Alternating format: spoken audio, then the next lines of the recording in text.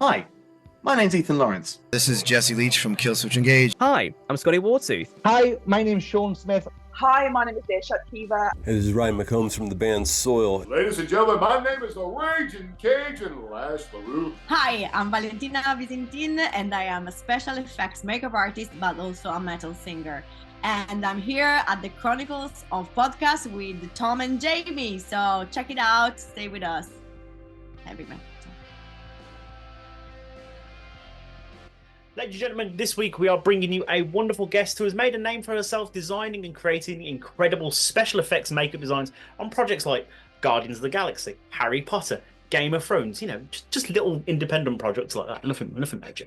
Not only this, but she also is helping train the next generation of artists with her Viva FX school, and on top of that, she can also tear up a stage with her band Loudblood. Boys and girls, join us as we dive into the world of prosthetics, creatures and rock and roll and bring you the Chronicles of Valentina Visintin. Oh. Thank you. I think that's appropriate, right? Yeah. Did I butcher the pronunciation? I was going to check beforehand and I forgot. Well, I don't think that's the issue. There probably will be my pronunciation, so you will have a couple of good laughs. But I totally lost my British accent. I used to have one once because I lived in the UK apparently. But yeah, I'm back to my Italian accent, so have fun. No, that's all right. I mean, I wonder what like an Italian-British blend would sound like. I don't know. No, I've seen a couple of old interviews of mine, and I was saying to myself in the screen, like, I sounded so British, which is quite funny because I'm Italian and the Italian accent is quite a strong one. It's difficult to hide.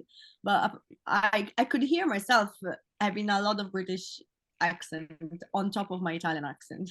So it was... Wow. Yeah. I just love the idea of it, like, Luigi, I need that spaghetti over here and a bit of a pork pie, mate. That's all right. Yeah, totally. Right. Anyway, how has your Monday been? Have you been up to much today?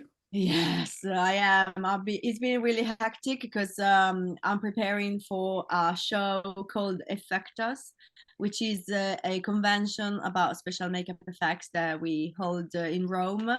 And it's going to be next weekend, so we are very close to date. But I am from Milano, and it's 6-hour drive away from Rome. So I'm preparing, packing everything, and I'm going on Wednesday, traveling with the band, with all the pieces for the exhibition and all the materials for my workshops over there.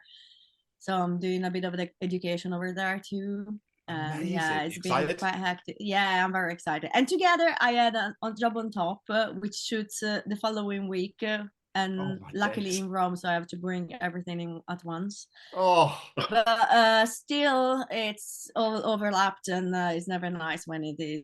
So because you can get your head around nicely. So I'm a bit paranoid these days. Like, have I forgotten something really important? So I was going to say, it's not like you can just pop back home and grab it either, is it? Like 6-hour drive away. Exactly, that's the thing. So it's going to be something weird. It'd be like a toothbrush or something. Do you know what I mean? It'd be something really remedial that you don't really need. I hope so. Yeah, that'd be the least. Yes. Yeah. So what we like to do on these is take it right back to the beginning, back to when you were young and growing up. What did you want to be in your more formative years? Has it always been like art and effects for you, or was it something completely different originally, like, I don't know, train driver? Yeah, it's a nice question. Well, when I was a kid, I wanted to be a vet because I loved horses. I was horse riding and drawing horses all day. So that was my thing up to the probably high school. No, I'm lying. When I was about 12, I started to go into art, and I liked art in general. It was my expression, my form of expression. I like to draw, to paint. Then I went to art school, high school, and during the high school, I realized I didn't want to be an artist that lives on his own creations. Like that you have to create and sell your masterpieces and whatever. And I realized that since I loved cinema so much, there was a job actually, which was the special effects makeup artist, that I was starting to look to And I found a school in Italy with Maestro Carlo Rambaldi. He designed E.T. Do you remember the extraterrestrial creature? He used to do all the animatronics and the creatures for loads of films of those years, like Dune. No, not Dune. Was it Dune? I don't remember. Or no, I don't remember. He participated to many. Oh, so cut that because it's awful that I don't remember. But I even read this book. You know, I forgot everything about his career apart from E.T. And the school closed exactly the year of my degree, so I had to choose something else for my like university, whatever I was doing later. And so I contacted some teachers from that school, and they suggested me to go into here is called scenography. It's probably called set design. Yeah, and then once I was gonna work in the industry, I could reach out to somebody doing special effects makeup and just starting as an apprenticeship, whatever. I don't know. Nailed it. Yeah. Nailed it. Yeah. And yeah, I thought that was a great idea. But so I enrolled in the Academy of Fine Arts in the course of scenography, which set design. And I realized immediately that it wasn't my thing. But there was a nice course of costume design where I was spending a lot of time doing, thinking about the physical aspect of the face and the head, whatever, of the characters instead of the costumes. And my teacher said, maybe you should look into makeup. And I was like, yeah, I've never made this connection actually in my head. Like I could start to go into makeup rather than set design and start from there. So I looked into a makeup school in Milano, and I enrolled parallel to the Academy of Fine Arts because I thought very wisely that if I was still doing the Academy of Fine Arts, I had this excuse to have a few years as a student allowed to just study, because luckily my parents were helping me with my the fees and everything. So I said, well, if I do the makeup course that lasts 1 year, I continue the Academy of Fine Arts, I can work in the evening on my projects and parallelly create another career. So I did that, and I did a makeup school. I started to work into beauty makeup in Milano. Milano is a fashion place, whatever. And so there's a lot of photographers looking for makeup artists for the shoots. We have also television, which is quite strong, and we have adverts, and so I started into that field. And with the money that I was earning from beauty, I was doing my special effects projects. And there used to be forums online, because that was previous all the Facebook, social, YouTube, anything. So there were these forums where you could connect with the people looking for crew for independent films. And I started to make some independent movies with the young directors, and I was free just to create whatever I could, because there was little money, so just enough to pay the materials. But that was great because you were allowed to create, because they couldn't say you anything, little money, little, influence on your decisions. And that was great because I could really put in practice what I was doing. And I took pictures of absolute everything I was doing. I created a portfolio. And with that portfolio at hand, once I finished the Academy of Fine Arts, I started to send it in Italy first, but it was really difficult to start, because Italy used to have a really close industry. Like the job of the makeup artist was inherited across the generations. So there used to be like big families of hair designers and makeup artists and costume designers, and it was really difficult to get in. Especially I also was from Milano, so totally different town, and so I had no chance. They were offering me pay to work positions. Like I had to pay them, and that was insane. That's a thing. Like, yeah, I know, it's crazy because I had to move to another town as well, so I had a lot of expenses ahead, and yeah, that was great. But I had my little revenge later on because these people called me back for work later once they discovered that I was, growing up as an artist. So I'll tell you later about that. It's nice. Okay. A nice little revenge. Yeah, so I decided to send the same portfolio in the US because at the time I only knew that industry in Los Angeles, like, Hollywood. And but sadly, a few years before, there was the September 11th.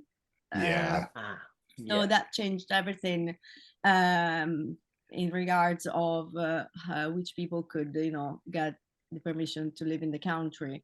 And I didn't have any, specialty. I was a student, and one option was to enroll to another makeup academy, but they were so expensive. I didn't have the money, even with the help of my parents. We couldn't afford that.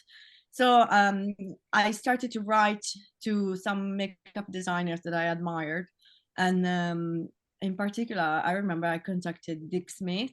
I don't know if you're familiar with all the names in the industry, but Dick Smith was like the padrino of special effects. Is a person that really developed the technique. And I also contacted Greg. Was Greg Nicotero or not? It was oh shit, I forgot. Michelle Burke, because I love the film Dracula by Bram Stoker. Yes. And that was and I started to randomly contact the makeup artists involved in the films that I liked, and they were so kind to tell me, well, you're from Italy, you're from the European Union, why don't you just go to London, which is great, it's got a big industry, and you could ask there because it would be easier for you to travel. At the time the UK was still in the European community, so yes. So I started to get names of workshops that I didn't even think of. There were like 20 workshops. It's a lot of work. Yeah, the industry in the UK is really big, and I started to contact them, and I got my first job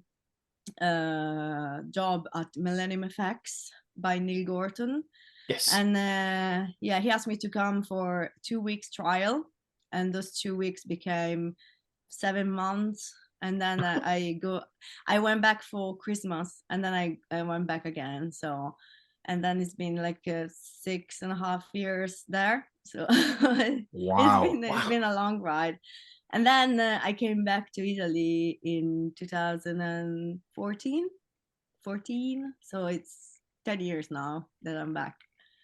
So that's the beginning of it, and then in the middle there's all sort of things. So just let me know. Yeah, I was gonna say I find it crazy that Italy is renowned for families keeping things within families, even like recipe, like my grandmama's recipe. I don't know why I'm doing the accent. Sorry, I'll stop doing that. So sorry. It's just a natural. It's just such a natural thing to do. Any Italians listening, I'm so sorry.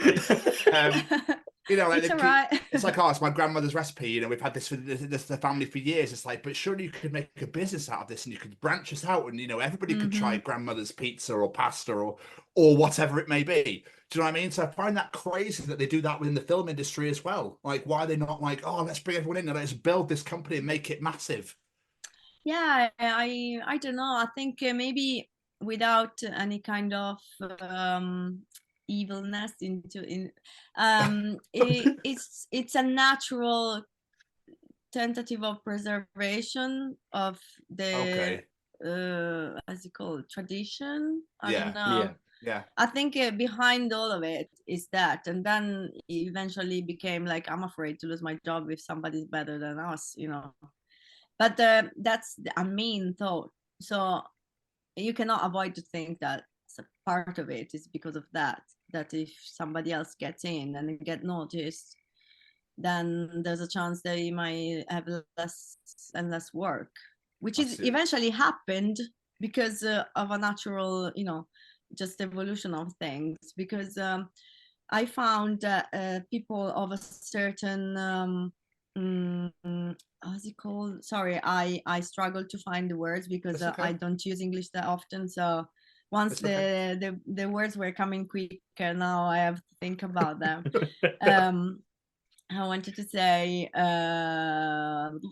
lost myself. Yeah, so people of some generations lost like a train because they were the people that were in between at the top of the career in the technology ascending. I don't know if I go and therefore they didn't have time to update as quick as we were doing because we suddenly got information quicker. Yeah. So they kind of got lost, and it was just a few years because eventually everybody got in the loop. But my generation of people that really wanted this job and were really active to look for informations. We were ready when the information came in a mass, and they didn't because they were just used to the old techniques and they were in the comfort zone. And also eventually I was lucky to live the transition between the film and the digital cinema. And I realized that I was lucky to be in the passage because I was already learning, and it was quick to learn the new needs for the digital cinema. While people that were only used to film, they had issues because the digital is demanding more precision, and the technique needed to change, all over the making process. So they had to update everything while we were learning. So it was kind of easier because I don't know, maybe when you're still learning, you are already at full gas. So it doesn't cost you any effort. While if you're already used to something and you're in a comfort zone, you're kind of lazier. And maybe you think, it won't be me the one who sees the change, but it was so sudden and quick that maybe I can tell now that probably I want to be facing the AI issue because in Italy everything is so slow that the techniques are not implementing that fast in my industry. While these people back then, when we had the digital change, it was all so much quicker, and all of a sudden the world was connected, so you couldn't hide in your country. You you just were compared to all the other products from countries that were more developed, so everything had to change really fast. Yeah, and I mean with technology now, because obviously with how quick and how demanding that becomes, it's like you could be doing one thing and then tomorrow it's like, hang on a minute, what's this? Yeah. I know. Crazy. Yeah, it is crazy, and it's a little bit outputting if you are, not saying old, but older. So there was a natural change, and I got my little revenge. No, it wasn't my purpose, but I have to take some satisfaction from all this. I had to, of course, emigrate because of that. So I'm quite happy that eventually I got back and I could, build my foundations on my knowledges, and so. Yeah. So just briefly taking it back to the start, you were saying how you had this love for cinema and it's what made you want to go into this. Was it a particular film or something like that stood out to you that was like, I need to know how they did that? I want to learn how to do it. Was it a certain thing or just film in general? Yeah, no, there was some particular movies. At first, what brought me into loving cinema was horror movies like Shining and The Exorcist and so on. But for makeup, when I saw The Lord of the Rings and the Narnia movies. I was really into fantasy at the time, and I was like devouring all the backstage footage in the DVDs. So I was constantly watching if you could spot in the background somebody making up somebody, and I was slowing down the film, and I was trying to see what they had on the table, what products they were using, and of course I was scouting for the names at the end so I could look out for what they did before. And it was these sort of films that really got me into even understanding that this was a profession, because also that was important for me to understand that was a real job, and not just some dude. It was a crew of people doing it, so it was motivating, because sometimes when you think it's just one man in their garage is a thing, but when you see it's a crowd of people doing these massive scenes, and then you can think that maybe there's a place for me. So I visualized that, and I don't think anyone could ever doubt your dedication to the craft for the fact you sat through the credits of Lord of the Rings, and probably all three of them, because I think the credits are longer than the film itself. Yeah, true. I still don't understand how sometimes people don't insert all the credits in the films. It's a problem that we have in Italy. I often, after a job, I give the list of all the people that worked for me in the workshop, and sometimes they don't even write them. It's like crazy, because for some people it's an honor, and maybe it's the only chance to say, oh, I was part of this, because maybe they were just a little part of the chain, and having their name on is so important, and people don't understand that often. That actually blends beautifully. That something I was going to ask in a little bit, but now you've mentioned it. When I was looking on the resume on your website, there's a section that says uncredited and a list of projects you've worked on. Is that a case of that, where you've worked on it and they've just not bothered? Yeah, but also uncredited can happen when you just were on a couple of days, and therefore, I mean, I wouldn't even feel I have the right to be on the credits, because I was just thrown in and out. So I leave the credits to people that actually spent more time. Sometimes it was a case of being forgotten, but more often it's just I was on dailies for maybe 2-3 days, and it was not worth it. That's fine. So you mentioned obviously you went to London, you were working for Millennium. Is that where you got to work on projects like X-Men and Guardians of the Galaxy and things like that? That came actually later, because the Millennium FX at the time where I arrived, they were doing more BBC stuff, and so I worked on many BBC series when I was on Millennium. Then later on, I sent my CV to other companies, and I used to work for the currently called Silicon. Jesus, they changed their name. It was Creatures Inc. Right. Creatures Inc. And I did X-Men with them. I did Prometheus, Clash of the Titans. Then I went to work for Nick Dadman's for Harry Potter 7, which was the only one I made too, because when I arrived in the UK, my housemate was working on the 5th, and I applied for the 6th, and eventually got in on the 7th. So that was a dream, like I need to go on that, but they didn't need extra crew. Well, the 7th one was pretty big, and they needed a lot of crew, so I got my step in. And then there were many companies I worked for, Barry Gower and others. It was really nice to just to see many ways of work, and there's so many talented artists. Mark Coulier, which is gonna be my guest next weekend after the convention. Amazing. Yeah, because I'm using all my contacts to invite every year a few guests, international guests, which is nice. That's incredible. But before we move on to everything that you've worked on, what's actually your process for creating a character from scratch? Like, do you get given a brief, or is it some sort of idea that comes to you? You go, oh, this is how I'm going to make it look. What do you think? I'd love to to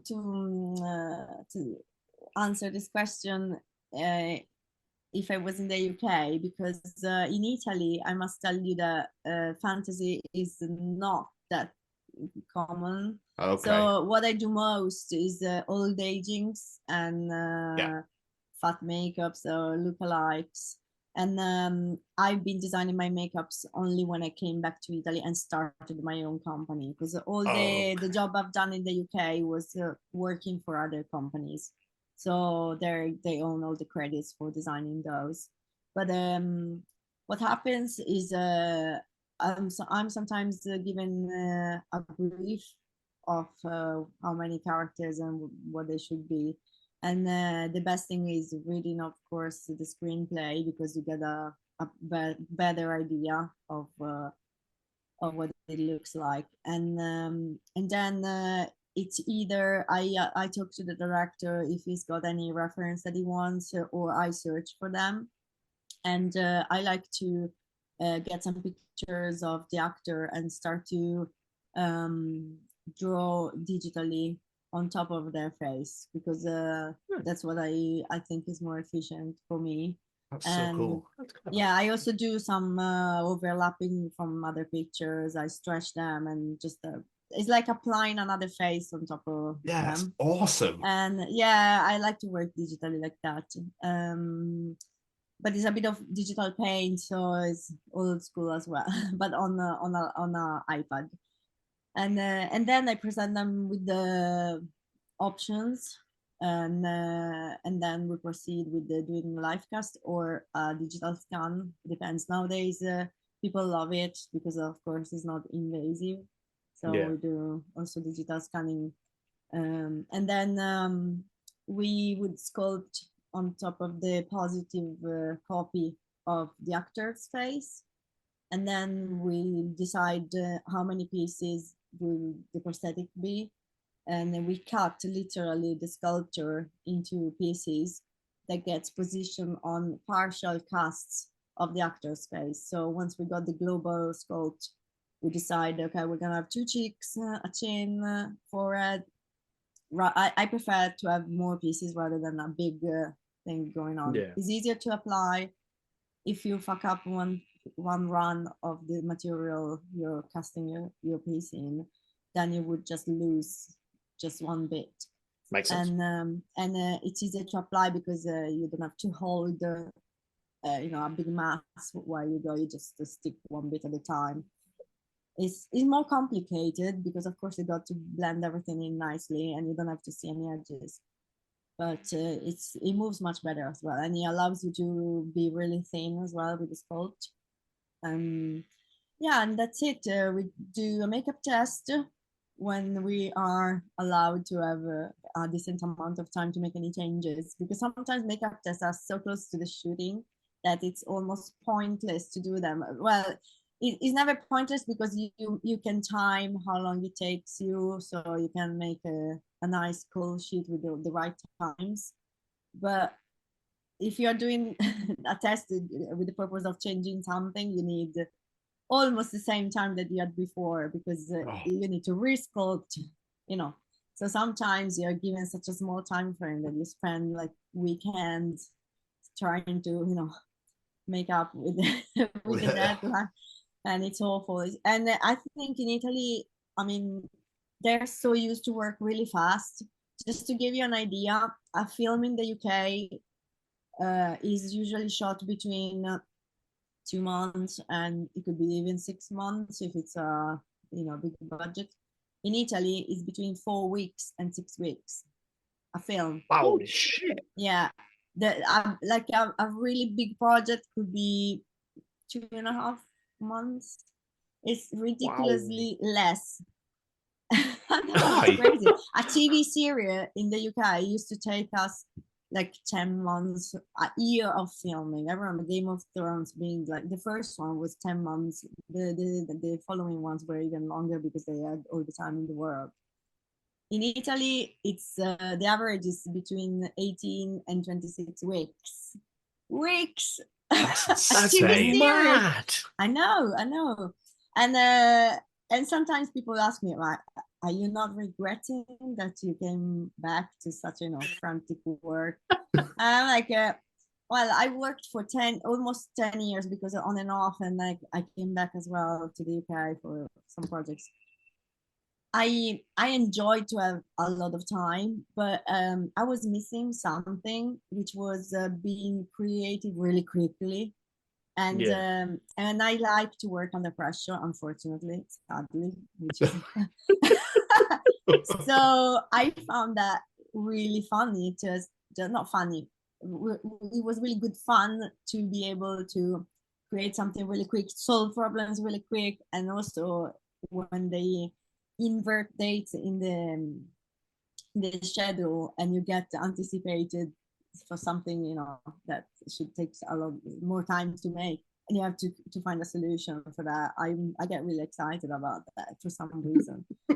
I mean, not at the moment, but later on I say yes, we made it. Oh my god, this would never happen in the UK, It's like an adrenaline rush. yeah, probably that.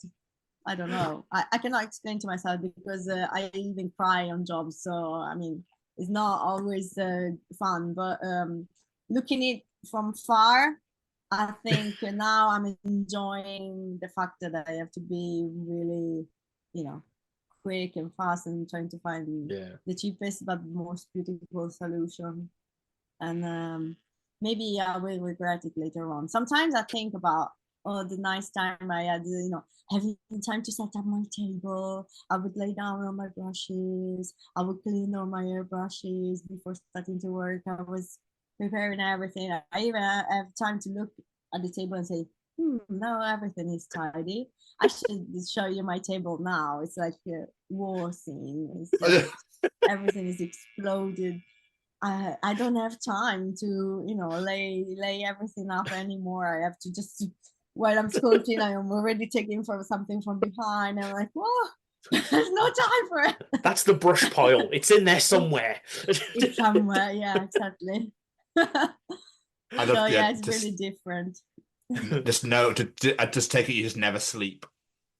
Yeah. I know. Also, because I'm quite addicted to do stuff in general, so I fulfill my life with activities. Love it. Not only the job, but I have to do stuff. So you're talking then about the process with creation. So when we're talking before about when you're applying other people's designs, like you said, like Doctor Who and X-Men, Game of Thrones, whatever it may be, what does that look like then? Are you like given a brief from like the department head? Are you shown exactly what they want you to do? Or how does that work? Well, I've often been involved in the workshop before going out on set, so I could see what the character was looking like. Sometimes I was even running the pieces because I'm all-rounder, they say, so I can do many phases of the process. So I can get involved either from the painting and then go on set with the pieces. So I know already what they look like, how big they are, how they sit on top of the face. And if I go only on set from scratch, usually we're given some designs or the pictures for the test makeups, or we are doing the test makeup, so we apply them for the first time. And if the pieces are bespoke, made on the face, with a bit of expertise, you can lay them on properly in position, respecting all the anatomy of the actor.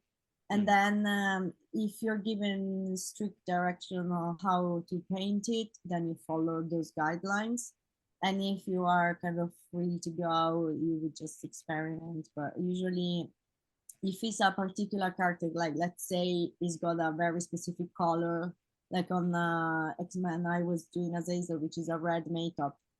That was designed beforehand because it was too peculiar, and it had to be defined which shade of red. And what we perfectioned on set was just the texture of the red. We were laying down 3-4 colors, so the red was not looking like just a single flat tone, but it was looking organic. and so we get to play around with that. But the main appearance is already designed beforehand. That's amazing. I could see getting a roller out, just rolling his face, and there you go.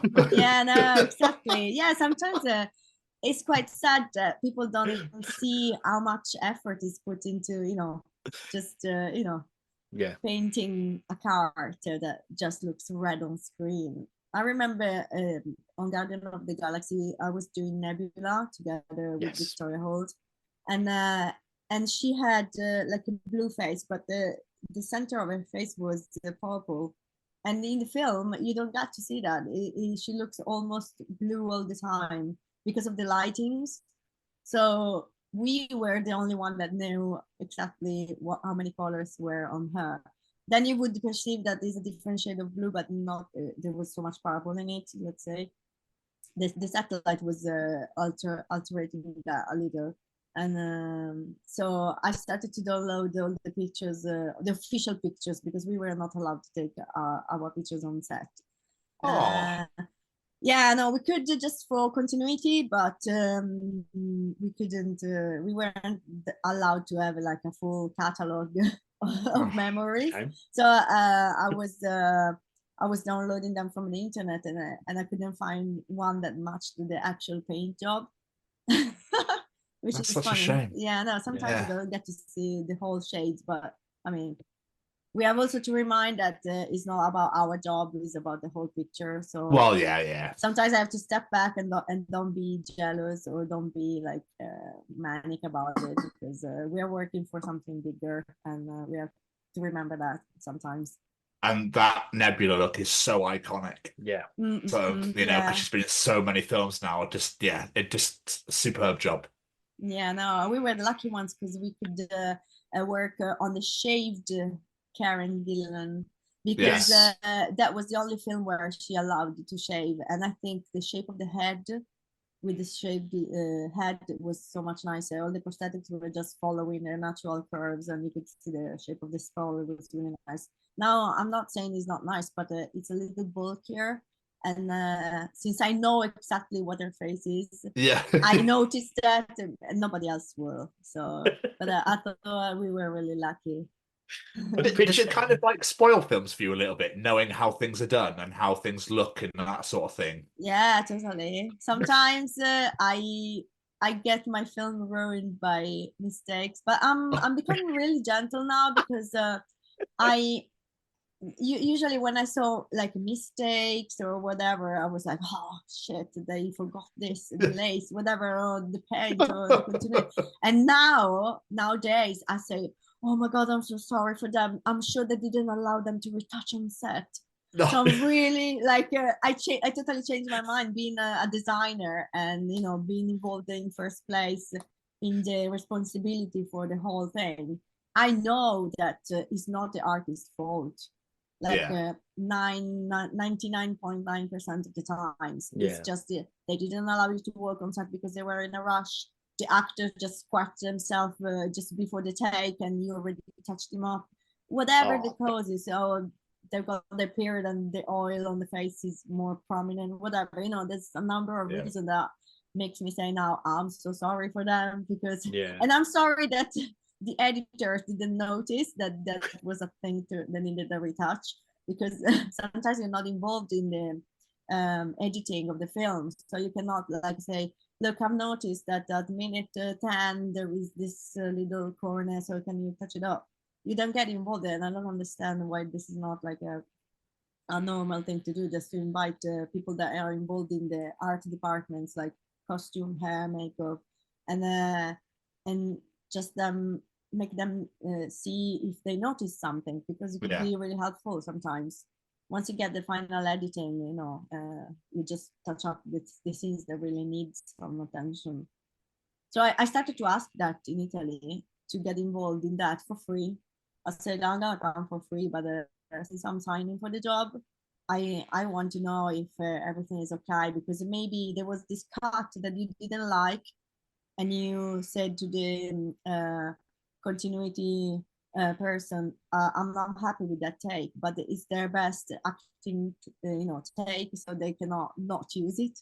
Yeah. And therefore sometimes you just have to go with it and just have them, you put a note in actually for them, say can you do a CGI touch up, but often that's not looked at, so they don't do it. But that's Crazy, that's why we like talking to people like yourself, because like you don't see this sort of side of things when you're just watching a movie on the and it gets unappreciated. So it's amazing that you guys care so much about what you're doing, especially because obviously we mentioned then that you worked on Nebula, but a lot of these projects you're working on more than one character. So it's like I got to do this and I got to go to this person. And like with Harry Potter we mentioned before, didn't you worked on a lot of the goblins, was it? Yes, I said I was actually applying just one of them because it was a team of like 140 prosthetic artists. It was crazy. I met people from all over Europe. It was fantastic. But in regards of the painting, I was in the art finishing group, and I painted loads of them. So we pre-paint the pieces to save time during the application. Sometimes the application itself is already like 3-4 hours, and you don't want to spend another 2 hours to paint. So we pre-paint the pieces to a point, and we just leave some of the crucial edges that need to be blended on the skin. So you leave those, but then the rest of it is all pre-painted, so you can save time in the application. And you get a lot of better continuity because you paint them exactly the same, and you can compare them. You get all the sets laid down, and you can really put the molds in the same spot. If you got age spots, you can just place them exactly in the same place, veins, whatever. It's cool. It's really nice. I bet, to be fair, that was probably worth it just to get your name on a wonder box. I saw that on your social media. That must be amazing, to be fair. Yeah, God, yes, that was nice. Totally.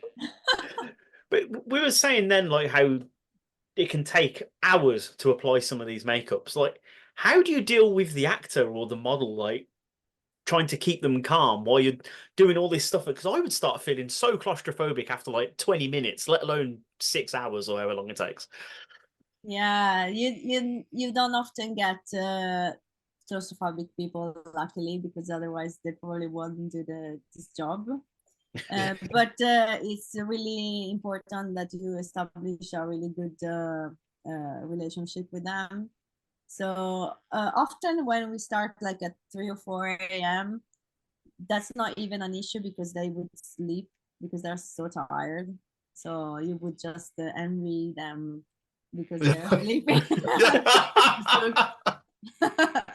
But in other occasions, I just put on the music, or I would let them watch a film on the iPad. They would read or listen to music, and or I just do the DJ. And if they opened, at their risk, because of course I listen to a peculiar type of music. I wouldn't call it peculiar. Yeah. But yeah, all sorts of things. We try to make the things nice as possible. We ask them to, they get free to stand up at certain steps of the makeup, so they can stretch their legs or have a coffee. But most of the time, they sleep. I had that luck. So yeah, that's most of the time. Or we listen to podcasts. We do that a lot because you cannot watch sometimes stuff because they also have to look up and down all the time. So we listen to podcasts.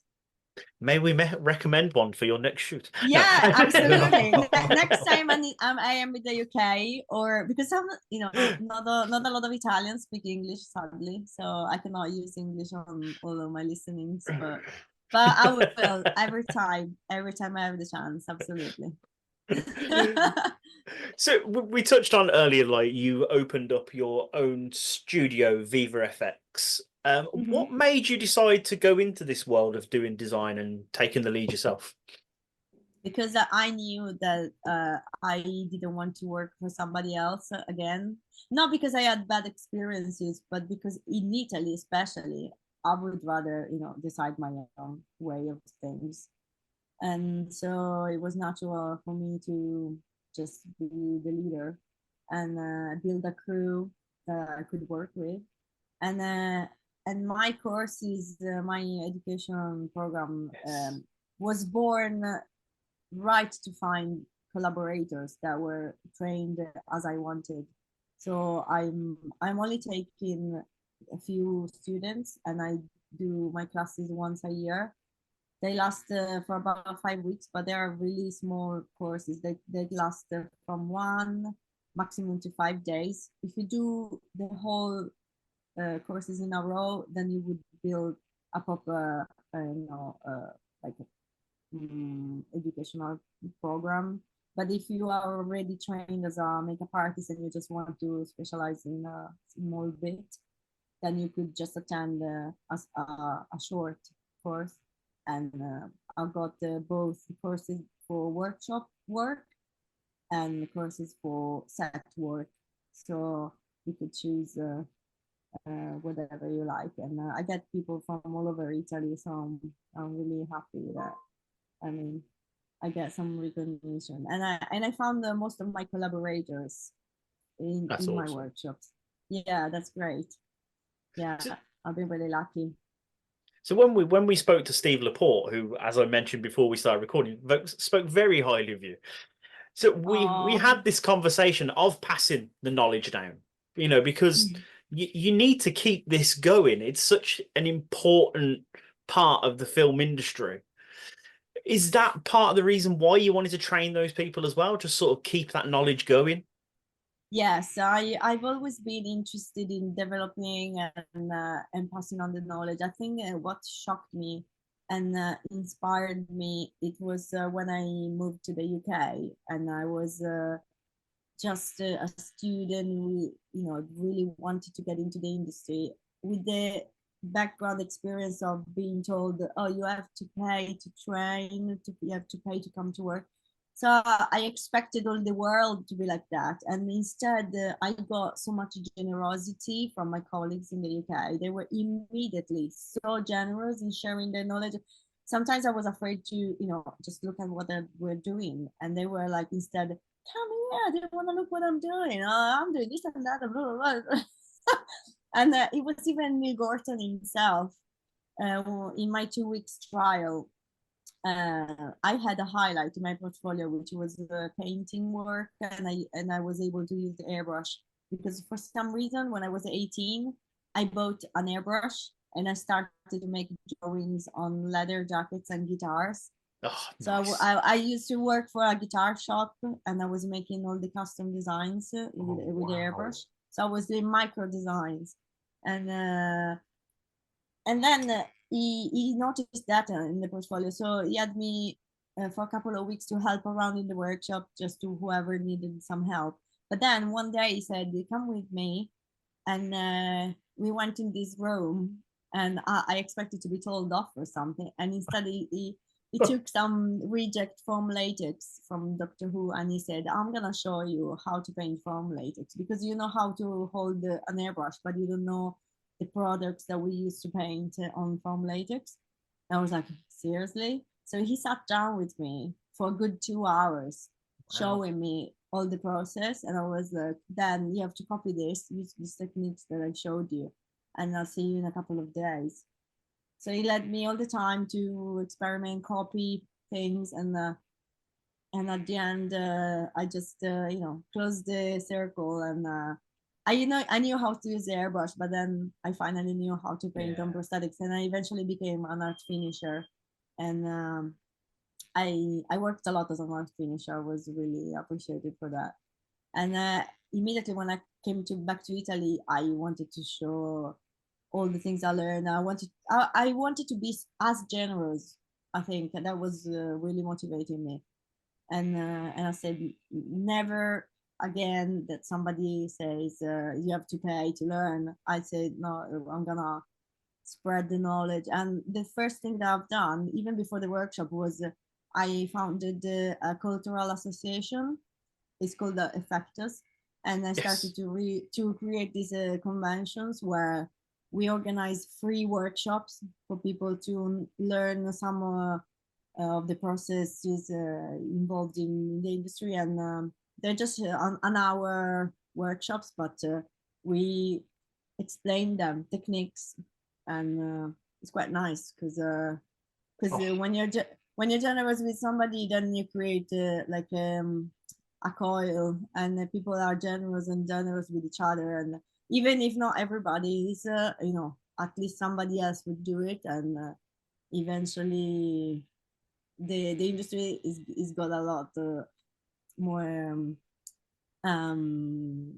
fuller of younger people that are not necessarily linked to a family.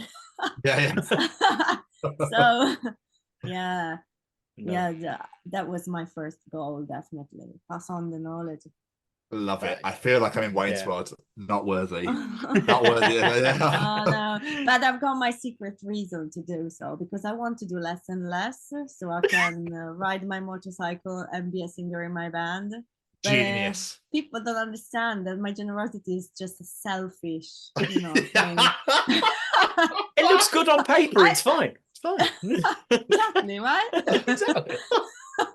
Just want to do my stuff, and I really hope that people get better than me, because I can send them also on set too, and don't feel afraid for that. And I would love to have more time for my stuff. Yeah, no, I think it's deserved after everything you've gone through. I mean, you mentioned Doctor Who, and obviously when that was revived, you went through a lot of like the amazing period of the end of Tennant, Matt Smith, and the start of Capaldi, which I think was like the elite time when it came back for everyone in Doctor Who. So that's incredible. Absolutely love it. Yeah. But is there a difference between like makeup and FX for movies between TV? Is there a whole different process? Nowadays it's the same, because the film device is the same. Yeah, okay. The only difference is when you do TV shows in the studio, because they put a lot of filters on. It's much more forgiving sometimes. Okay. But I'm talking about like TV formats, TV shows, not TV series. Okay. TV series is very much like a film. It's just longer. Yeah. So. Oh, that's fair. There's no difference. Sometimes the budget is a little different, but it doesn't make any difference to us because the process is the same. So you're kind of doing the same things, but cheaper. Wow, okay. For cheaper. You don't actually save money using cheaper stuff because the stuff is the same. So we do have to mention that you've had a lot of involvement in the world of rock and metal. You're a big metal fan like we are as well. Did I see that you helped create an onstage Eddie suit? Yes, that was one of the highlights of my career. Yeah, that was thanks to Millennium FX, because you must know that Neil Gorton used to work for Iron Maiden long ago. Don't remember which tour it was, but it was probably made in England, something like that. Bruce Dickinson was already in the band, and he did a lot of horror effects for a live performance of them. And then they still wanted to have some of his these walking Eddies on stage. They come out with the song Iron Maiden at the end. It's really good. And I got to paint one for the Somewhere Back in Time anniversary tour. Oh my God, that was a dream came true. Oh. And that was the first time I actually begged somebody to go with the van delivering it, because and I obtained it luckily. I remember that night. It was like at the end of my first 7 months in Millennium FX, and we had the Christmas party. I remember that like it was yesterday. It was 2007, and there was this Christmas party for Millennium FX crew. But I begged to go with this guy. I remember it was called Steven, I think. We went to deliver Eddie for a fitting test. So part of the band was there, and the guy performing Eddie. So we had to put it on and see him walking on stage, and they hired this massive oh my God, how's it called? Warehouse Yeah. where they were building the stage and rehearsing for the tour. So they had the stage built on with all the scene changes and everything, and it was fascinating. I was I can living the imagine. dream. Yeah, I met Bruce Dickinson. It was amazing. Yeah, That's amazing. Yeah, it was great. And then I got another chance a few years later for another tour, and I also painted another of the edits, but that was not the working idea. Oh yes, there was another one. There was another working idea. Yeah, it was massive costume. It was beautiful. That's so. I can imagine being in that warehouse. You're like, if I hide in a box in a corner, they won't notice if I go on tour with them. It's fine. Oh God. Wow, I took so many pictures of that. I can imagine. It was like I got to remember that. But you've even worked on like music videos as well, including like one of the incredible Italian band Lacuna Coil. It's being in a band yourself though, which we will touch on in a moment. Does that working on things like that? Does that sort of inspire you? You're like, that's a pretty good idea. I'm going to go take that into my band. Yeah, probably you learn something, definitely. Especially because with my band, we are always looking for very cheap ways to shoot videos. So I remember like with Latina Coil, they were shooting with this Canon camera, which was like a photo camera, and just on a rig. And I was like, oh, I'm gonna do the same. So we shot our last videos with the camera. Nice. And yeah, but of course we don't have the same amount of money. Well, no, it would be nice to have Lacuna Coil money. Yeah. They had a massive crowd in that video, so we cannot never afford that. We got friends, occasional friends come to shoot our videos, and yeah, it's fun. It's fun because I have a lot of experience now how films are made, and I try to put these ideas into our videos. But the rest of the band has different jobs and different economical possibilities, so I cannot just decide for myself and just impose what I can afford. So we found a way to share, I mean, they don't want to feel in debt with me, but I know that we could do things like, oh shit, I would like to do more. But yeah, we're doing the best with what we have. I think we're doing good. I mean, we could just spend a little bit more on the next ones, because we just need to look a bit more professional. And I hate that, because being in the film industry and knowing that your videos are not professional is like, oh, that was really bad. But that's why I use a nickname sometimes. But obviously we're referencing your band Loud Blood. Mm-hmm. So Yeah, just exactly. unbelievable, by the way, might I add. Your vocals and screams are just wow. Thank you. Absolutely incredible. What made you want to go into what made you want to be a singer? Obviously it's a completely different to what you do at the moment. So yeah, I started when I was 17, and I bought my first guitar. Okay. And I wanted to be like what's it called, Dave Murray from Iron Maiden, and I started to learn all the Iron Maiden songs. But eventually I got to a point where I couldn't do solos, and I needed to practice more, and I was probably lazy, and I thought maybe backing vocals was so much easier, so I started to do backing vocals for a band on a Bon Jovi tribute. Amazing. And that was 20 years ago. And then I eventually went into singing, like as a main singer, and I continued to play heavy metal since then. So on and off, because I had some periods where I didn't have a band. But then when I was in London, I had a band called Inside the Circle. Yeah, we did a few gigs, and then when I came back to Italy, I kept having different types of cover bands, and I eventually got fed up with COVID in 2020. I got fed up with doing just heavy metal and classical metal and covers, and I was into metalcore, so I decided to use the time to learn some extreme singing. So during COVID, I took some lessons online, with different teachers, and I eventually learned how to scream, and I loved that. And I started to look for a band, actually band members, and instead I found a whole band that needed a singer because their singer just fucked off. So, sorry, can I say fuck? Yeah, of course you can. I don't know the way you said it. I was looking for members. I found a whole band because their singer fucked off. Brilliant. How efficient. That's exactly how it happened. Like, he fucked up. I mean, you cannot describe it in any other way. So Tickle me. that's the thing. So I came in and I said, "Oh, wow, the songs were really nice, and the band members was really nice." I was like, "There must be something wrong somewhere." And then I realized later that there is a curse on this band.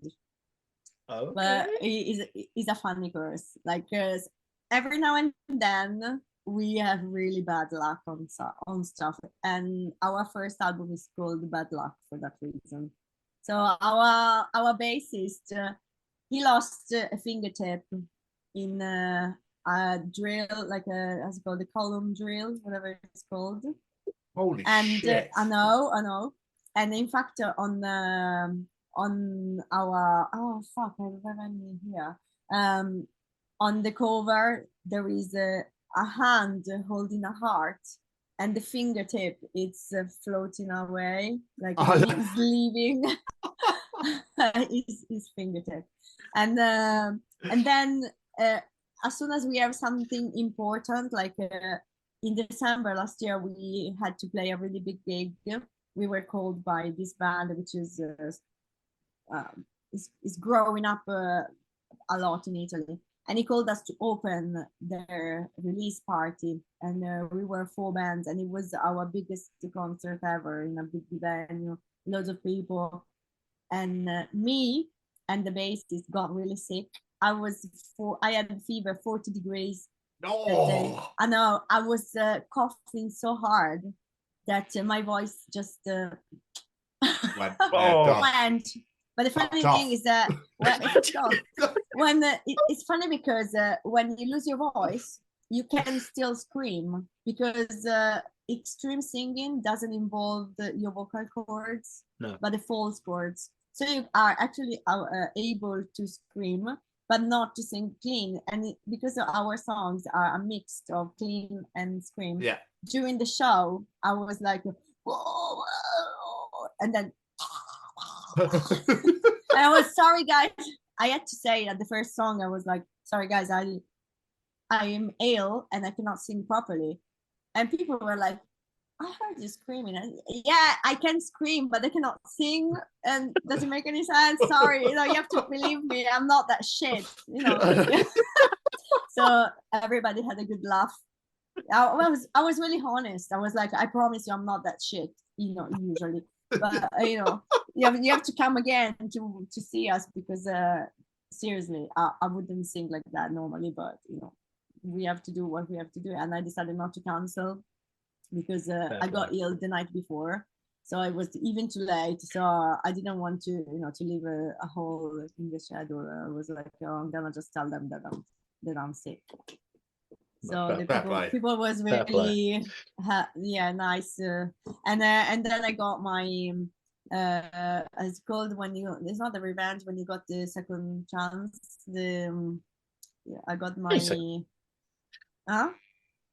chance. Like, I can't think of the word you're thinking of. There is a term to say. We have a specific term in Italian, but anyway, like rivincita, like when you win again. And basically we played a festival this summer, and a few people that were at that previous venue came, and at the end of the show they came to tell me, yeah, you were right, you were not shit this time. I was like, oh. Thank you. Amazing.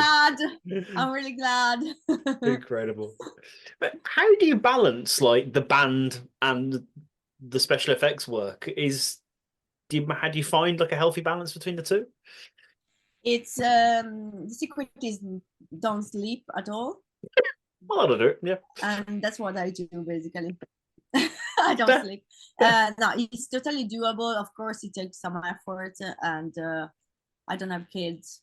I've got a husband, but I don't have kids, which probably is part of the reason why I can fit in stuff. And the band stuff is mostly evening rehearsals, and then we've got some work to do online every now and then. I mean, often, but yeah, it's totally doable. I think for everybody, the will is the most important thing. So if you're really craving for something, you can achieve to do it.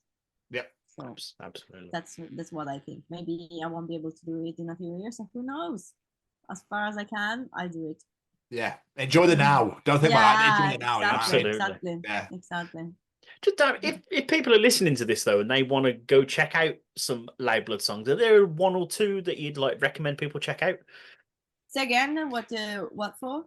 It's like if listen to this and want to check out some of your songs, is there songs, a couple of them? Yeah, that I missed the word songs. Sorry, the whole link. Makes sense.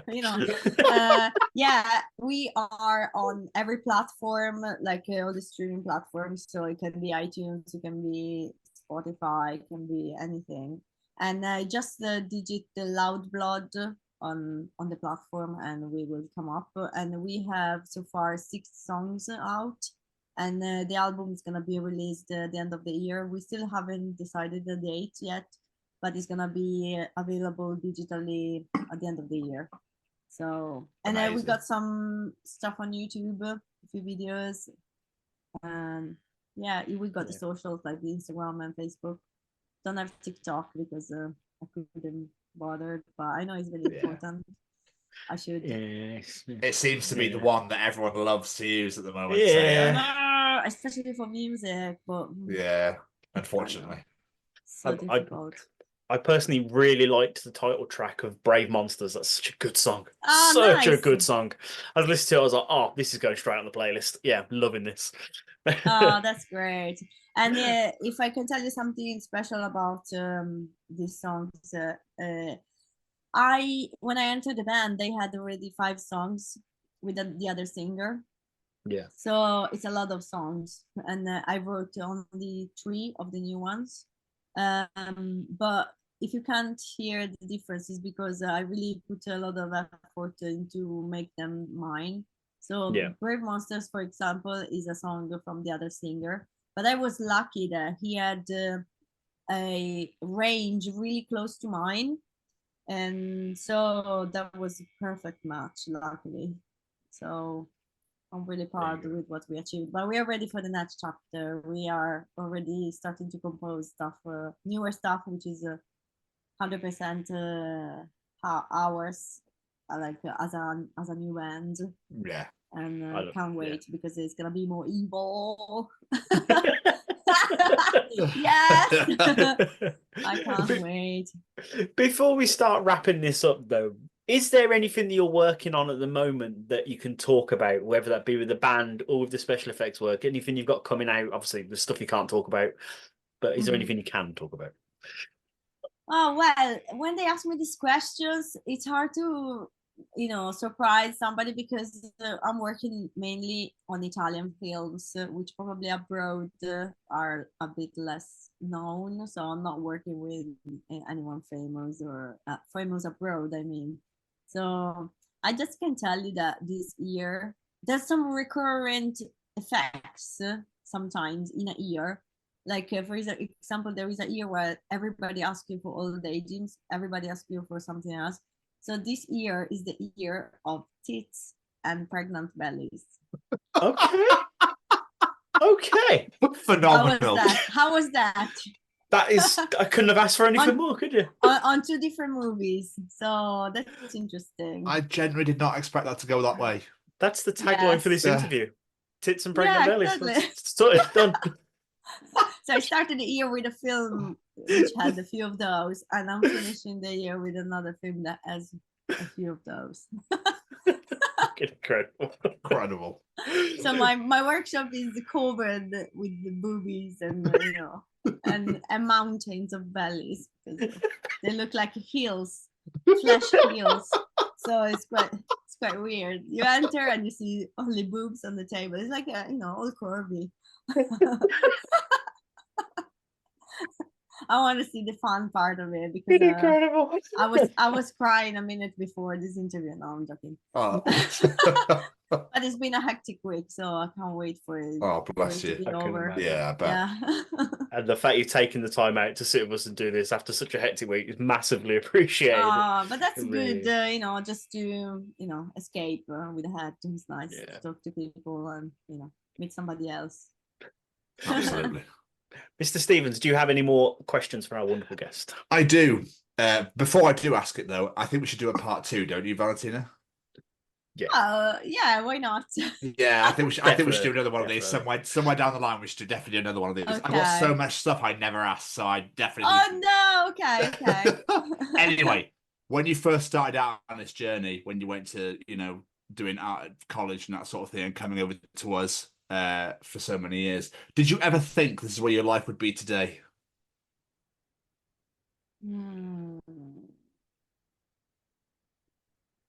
I don't know if it's ego to say Ego, that, but I knew that I was gonna have success somehow. Yeah. Somehow. It doesn't mean that I knew that I was gonna be rich, because that doesn't really correspond to reality. But I knew that I was good at it, so I also knew I had to work hard for it. But I somehow always knew that it was possible. Probably I believed that, and there is a nice I don't know how it's called, the proverb, a nice way to say in Italian. They say they didn't know it was impossible. That's why they made it. And I think for me, it was even more focused on, I knew that I was going to make it. Yeah. Maybe I didn't know how yet, but I knew that. And that's a feeling that always accompanies me, is always with me, even with the band. Because if you strive for the best, you would end up even close-ish. I mean, you wouldn't just stay still. You would get somewhere because you're pointed upward. So I don't know if it makes any sense. It does. That makes loads of sense. Yeah. I'm so lucky that I was born with that attitude, because otherwise a lot of things were gonna stop me, because it was not everything easy. So I had my down times. Yeah. Incredible. Perseverance, determination, stunning. Love it. What it needs to be. Where can people find you out in the world? Any plugs, social medias, websites? Where can people go? Yeah, I am on the Facebook and Instagram. You can look for my name, Valentina Visintin. I will eventually pop out, or you can find Viva FX. Or if you want to see my band stuff, it's Valiant Rock. And Valiant is a character from the book later of Interview with a Vampire is a vampire name. And I used to love vampires, so I thought I'd take the name Valek because it resembles Valentina, Vale. Yeah. And then I'll just put rock at the end, so it's Valek Rock. Nice. Works. Incredible. Thank you so much for taking the time out to chat with us today. It means the absolute world. We've had so much fun. Oh, thank you. It's been really nice. Thank you for giving me an hour of freedom. I'm gonna go back to my boobies. I have to, Seriously though, this has been so good. Like, absolutely love chatting to you and getting to meet you and whatnot. This has been a pleasure. So thank you so much, Valentina. We appreciate it. Thank you. I hope I was understandable with my accent. Yeah, absolutely. Yeah. Thank you so much, Valentina, for your time. It's great to meet you too. Look after yourself, right? Take care. We'll see you soon. Thank you. See you soon. Bye-bye. Ciao. Bye-bye. Ciao. Bye. Bye. Ciao. Hello, mate. Hiya. Hello. Welcome back to another edition of the Chronicles of Podcast for a late night recording. Normally you join in, so I thought I wouldn't bother doing the last bit because I fully expect you to join in. So, because I know it's what you like to do, and then because of Zoom's linky, whatever it's called, it's delayed. So I would have gone, record, as you started, so it went, record, ding, ding. And it would have sounded fucking horrendous. Sound like a 90s dance track, probably. Oh, no, because 90s dance tracks are tunes. That's a fair point. Every single one that you get is just like, God, this is so good. What was it? Obviously... Go on. I was going to say, I heard 9 p.m. Till I Come Again for the first time the other day. I was like, God, this was a tune, wasn't it? What's it called? 9 p.m. Till I Come. 9 p.m. Till I Come. I love that.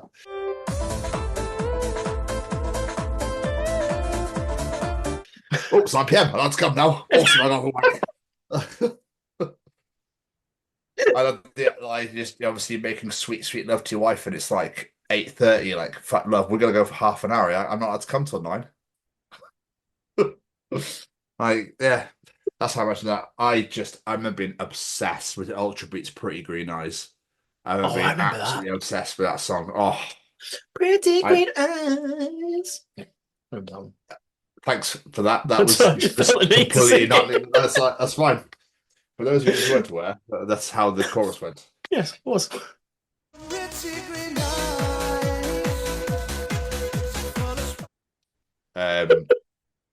But I had a thought. So obviously, following on from our McDonald's conversation last week, I'm going to bring them up again.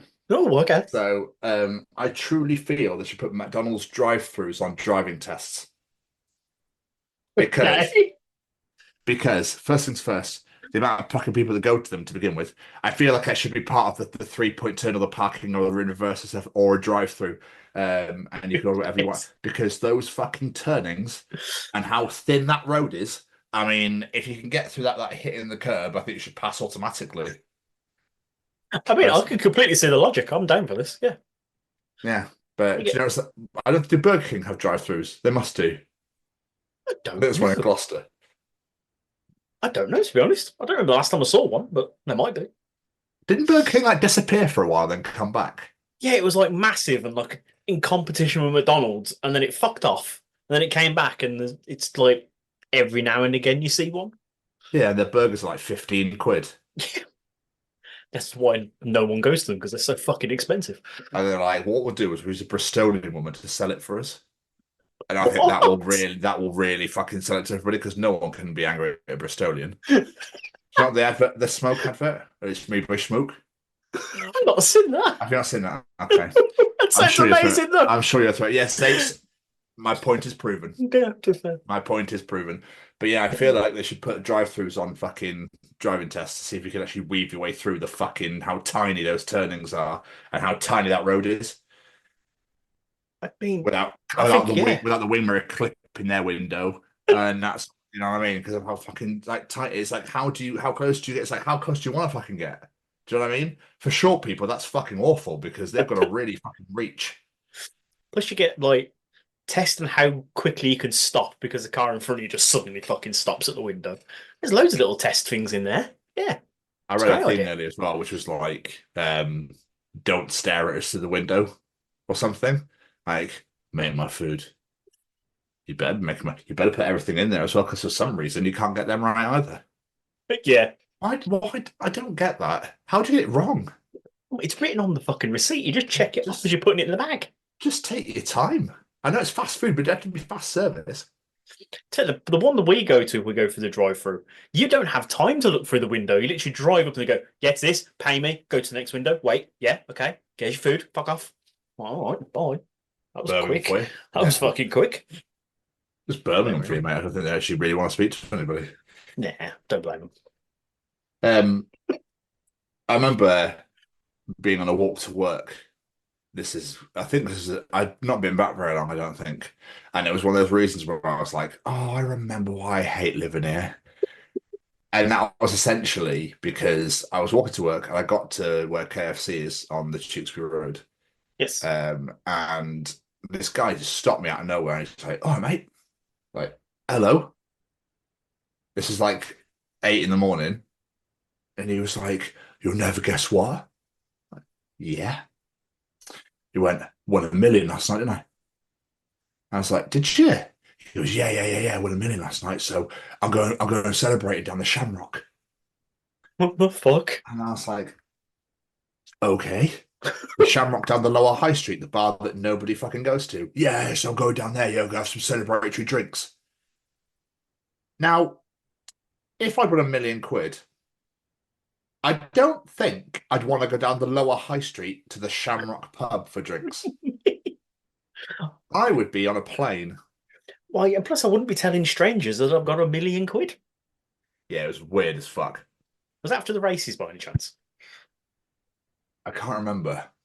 Sounds To be like quite something honest that with you. happened after the races. I think it was. I think it was a fair while after. I don't think it was like pretty much straight after. But it was just a bit of an odd. Just odd. Like I wouldn't be. You know, you should probably shook my hand and everything. That's a bit like you're just a very strange human being. But still, it's just a really random moment. Like, oh yeah, because that's exactly where you want to be when you're in $1,000,000. Is you want to be going down the lower high street of Cheltenham to a pub that no one goes to. Yeah, I mean, I'm all in. He's like, come on, I'll see you later, yeah? It's like, yeah, cool. Yeah, no worries. Is the Shamrock the one that's got like the green tiles on the outside? I Am I think thinking so. of the right place? Yeah, I think I know what you mean. Yeah, I don't think I've ever seen anyone go in there. The one that you probably die if you went in there. Yeah, probably. Yeah, Yeah, because you're not a local, even though you are local, but you're not. know what you mean. Yeah, you haven't got the accent. Get out. No, no. But, finally, did you see the AI songs that took over Spotify a few weeks back? No. Bury Tomorrow, Villain of the Story, and a few other bands that I follow were going, these are not our songs. Yes, I did see this. I forgot about this. Yes, I did. What was that about? Yeah, I don't know. It's mental, isn't it? Like someone's just decided to make loads of songs through AI and then start putting it on everybody's pages. Is it that easy to add to Spotify? It must be. I've never tried, but apparently it is. They've done it that easily. Unbelievable. I thought it was absolutely mental myself. So yeah, I just love the idea of it being like, I don't know, bald cutter. Yeah. I remember seeing. I didn't actually go and look or listen to them, but I did see people posting about it. Over, this how it is. Like all robotic, like that. Because didn't it happen to Data Remember? It's happened to everybody, I think. Yeah, I think I remember because someone was like, "Oh my god, a new Data Remember song," and everyone was like, "Yeah, if you listen to it, that fucking ain't the Data Remember." I don't know what that is. Yeah, so I don't know what that is. Very weird. Very weird.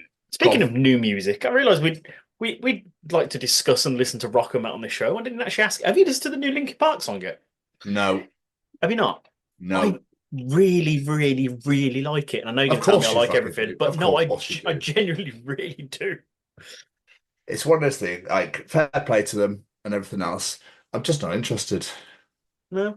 I'm not doing that because I think it's cool to not be interested. I'm just generally not interested. Fair. Like, they do them, my friend. They do them. I've been listening to, I don't know, my music taste has gone quite eclectic, it's quite different recently. You can tell we're knackered, like how boring this conversation is. Fucking hell. It's not boring. People listen to this edition going like, Jesus Christ, they all right? Like, what's wrong with you? All right. Just fucked. Just, at 10:45 in the evening. So, what can we say? There's a lot going on. Also, I want to ask, any idea why the fuck this is a thing? I found this in the shop the other day. Of course you bought it. I was intrigued. Why is this a thing? I spoke to Kim about it, and she told me it's fucking disgusting and gave it 0 out of 10. As Damon from A Virtue also bought it and gave it -3 out of 10. Because why the fuck are Coca-Cola going, I don't know, screw idea, biscuit cola? Yeah. I saw it in the shop and I was like, it's £1. I'm going to find out for £1. Jamie, is that can empty? Yeah, we drank it. But to be honest, I couldn't even taste the Oreos. It was like I drank it and I was like, just tastes like coconut. Oh no, there's a slight hint of Oreo. There's nothing. What a shock. What a load of shit. Of And course you fucking bought it. I was just horribly intrigued. Apparently they've released Oreos that taste like Coke as well. But I've not seen them. I just Why? Why would you mix those two flavours together? Coke aren't exactly struggling for money, are they? No, that's what I mean. And neither are Oreos. So what a weird ass crossover. I think it's just what's gonna be next? Fucking raspberries and cement. Cement of all things to go with. Raspberry cement. You can eat this because it's raspberry flavoured. Yeah, but I'll die, yeah, but you can eat it. You lick it, it just sticks They to might your as tongue. well. They might as well just fucking do that. They might as well just fucking, I don't know, vanilla bed. Yeah, you can eat your bed, it tastes like vanilla. It's just fucking dumb, man. I don't understand. I just don't get it. I think they're going to come up with the most crazy things they can think of. You know, Tango released a mango flavour. Mango Tango. That makes sense to me. Mango's a fruit. Goes well with a soft drink, with a beverage like that. Biscuits, however, don't. What's going to be Coca-Cola next can be fucking roast dinner. Oh, please don't put that idea out. Roast dinner Coca-Cola, like, no thank you. You're all good, massive. But that's what they'll do. It'd be like fucking chicken or pork or something. I was going to say, if I go into a shop and find bourbon cream flavoured fucking lemonade or some shit, I'm really upset. That's probably a thing. Could probably Mind actually do anything. Sainsbury's have done a bourbon biscuit with a Black Forest Gatto filling. I saw that. I haven't tried, but I've seen I need to find that they haven't got them yet. And I'm like, get them now. Stand at the desk. I'll wait. Yeah, it's almost like Coke went, oh, so Bourbons are making Black Forest Gatto. Interesting. Yeah. Oh, and ice cream. We've got peanut butter and ice cream now. Wonderful. What should we do? Oreos. That's a great shout. What an excellent idea. Why did we never think of this in the first place? Combining two things that do not go together. I just want to be the fly on the wall in that board meeting, whether it's someone from Oreo or someone from Coke, and just went, I got an idea, guys. I have got an idea, and it's going to make us millions. I fully expected to be like, delicious, loved it. Because you love everything. So no. Like I said, couldn't even taste it. It was odd. What I could the fact taste that you like, finished it says a lot. To be fair, the size of it, me and Becky shared it. So it's not really. Like I said, it wasn't disgusting. It wasn't like, ugh. It was just like, what is this? This tastes of nothing. Stupid idea. Stupid idea. Yeah, what a waste of fucking money, eh? Absolutely. Before we move on, sir, I'm going to bring it to a little somber moment because I feel we have to take a moment to pay our respects to someone. Because this week, the wonderful Michelle Kerr from Cosa Nostra lost her life after a 5-year battle with cancer. And the outpouring of love I've seen for this woman is absolutely insane. Like, we've not really had much dealings with Michelle because when we started coming along, she was obviously going through her battles. But if it wasn't for that company that she started, we wouldn't have been able to do all the things we've done at Bloodstock. So, you know, a massive thank you from us on that alone. But I was doing my research and looking at all the bands she's helped, like Slipknot, Trivium, Murder Dolls, wouldn't have made it in the UK if it wasn't for Michelle's help. It's absolutely insane. And I was reading somewhere that she was part of Murder Dolls thing. Back in 2003, 2004, I was part of the Murder Dolls street team for Roadrunner Records. So I'm kind of wondering if she was part of that.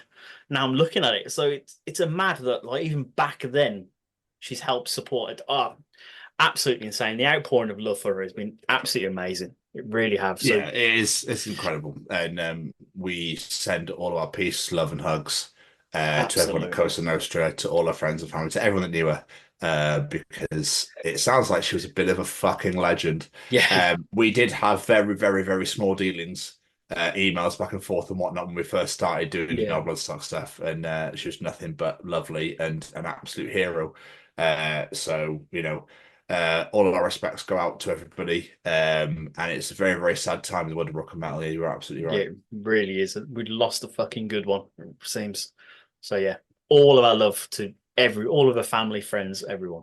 What is amazing is that GoFundMe for her funeral, when I checked it yesterday, was at 53k, which is, and the title was 15. So again, that just goes to show what an absolute hero she was. So yeah, absolutely incredible. But in regards to Linkin Park comment, yes, I'll get to it at some point. I think it's just not high. The new Our Mirage song came out. And that's just out of this world. So the new what song? Our Mirage. I don't even know who that is. They are wonderful. Metal-y core. They've got like emo vibes, but they're metalcore at the same time. Good band. I highly recommend. They sound very up your street from that description. Their new song's called Right Now, and I think you'd really like it, but I don't know if you'd like his voice. But then I heard some guy on America's Got Talent, like, you know, when you scroll through, like, you doom scroll, or you go through reels, and you see like music and bands come up. There's a band, I think they're called Nicotine Dolls. So I didn't know this guy was a singer to begin with, but when he started singing on America's Got Talent, I just went, "Oh my God, his voice is insane." And he did a song called "Tell Me What Makes You Sad," and it's his own song, and it's lush, and his voice is out of this world. So Tell me what makes you sad. I've been listening to that recently a lot. I don't know why. I think I'm appreciating vocals a lot at the moment, and I really like, you know how much I love raspy voices and like that sort of thing. Yeah, he very much has that. And when they really go for it, it's like yeah, you can hear the emotion and feel the power, that sort of thing. You know, it's very much like that. So I've been enjoying that a lot recently, and of course Al Mirage as well. And I've found like a synth rock song that I'll send you. I can't for the life remember who it's by, but my God, it's catchy. So again, thanks to Instagram Reels, I'm finding loads of new music, and I love it when that happens. Oh yeah, that's my favorite thing about these like TikTok and Reels and stuff like that. Is you just find so many different bands on it. It's amazing. Absolutely. How are you anyway? How's things? I'm good. I'm just knackered. Like, I've had a long day at work with barely any staff on, so I've just been running around like an idiot. And plus, I sort of had a talk with myself today. Sat down, had a chat with myself, telling I need to get my fucking arse into gear and lose some bloody weight. So I was like, "You need me to do some jobs? So let's get some steps in." So I was just out running around trying to get some steps in. Get your sleps in. Get me sleps in. Gotta get me sleps in. That sounds like an awful disease, doesn't it? It does, doesn't it? Oh, I've got a bad case of sleps in. I don't think I'm going to make it, Julie. I don't think I'm going to make it through night. It does. But on that note, it's time for Callum's Treachings. Oh. Do you want to know something? Callum will be able to tell you in Callum's Treachings. Is cereal soup? Ooh. Hello, this week's Treachings come from the set of my own podcast, That Gym Couple Podcast, that I host with my partner Lucy, where we discuss all things gyms, fitness, gym anxiety, and a bunch of other stuff in between.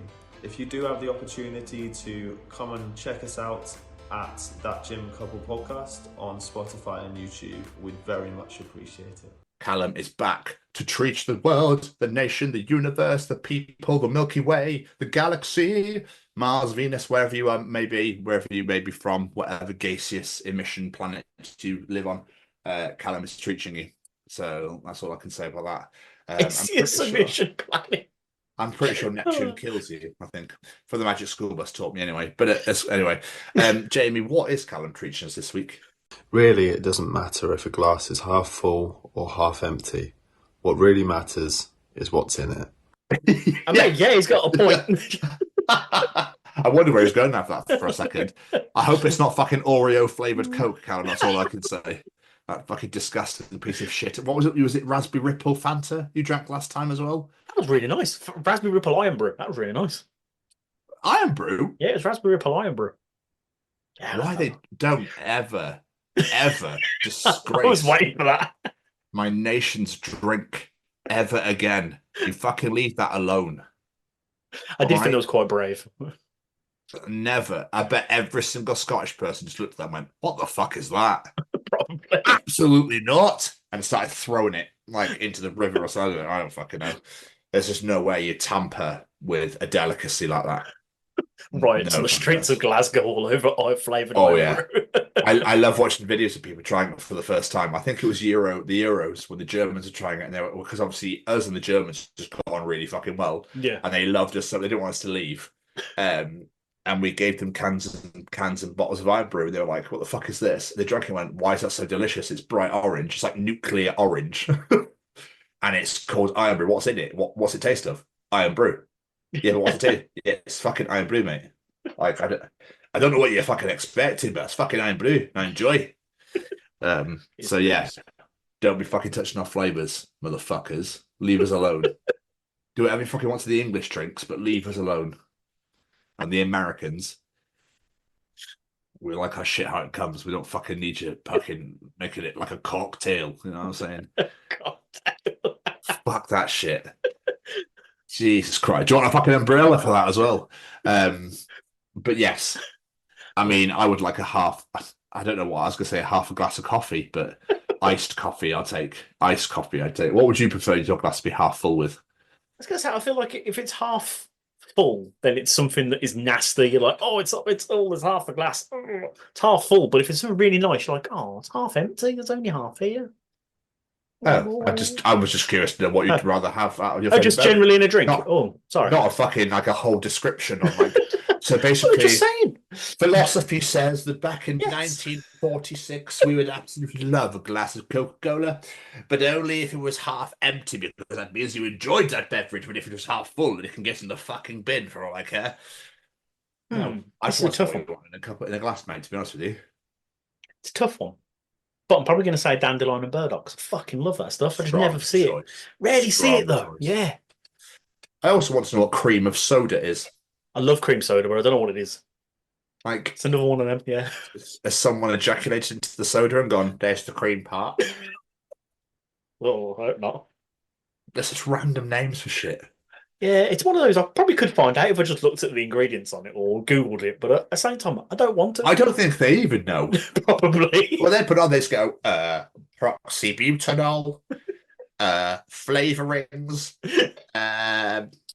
white colour. Yeah. Have you seen the Pepsi Max Blue? I think electric. I think it's called. Oh, for fuck's sake! What's this? I know. It's literally just called Pepsi Max Electric. Have they put like white lightning in it? That'd be amazing.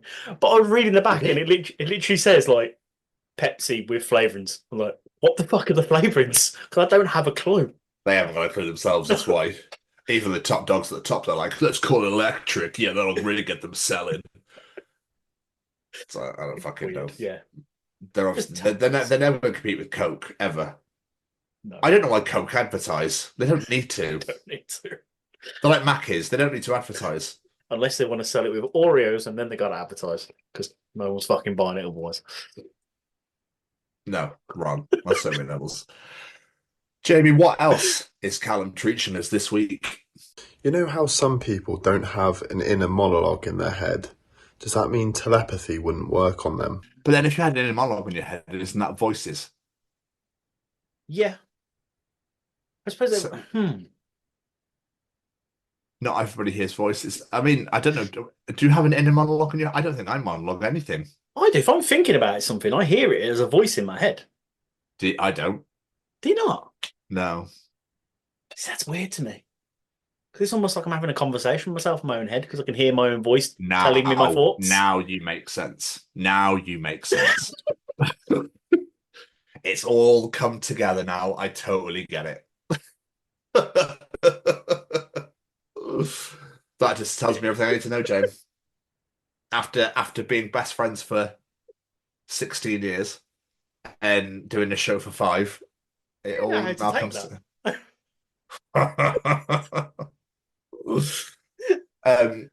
but yeah, so telepathy is when people try and take control of your mind. It's like reading your thoughts. Reading your thoughts, that's it. Yeah, so like, I've always taken it because you say your thoughts in your head, people can hear what you're saying in your head. That's how I've always interpreted that.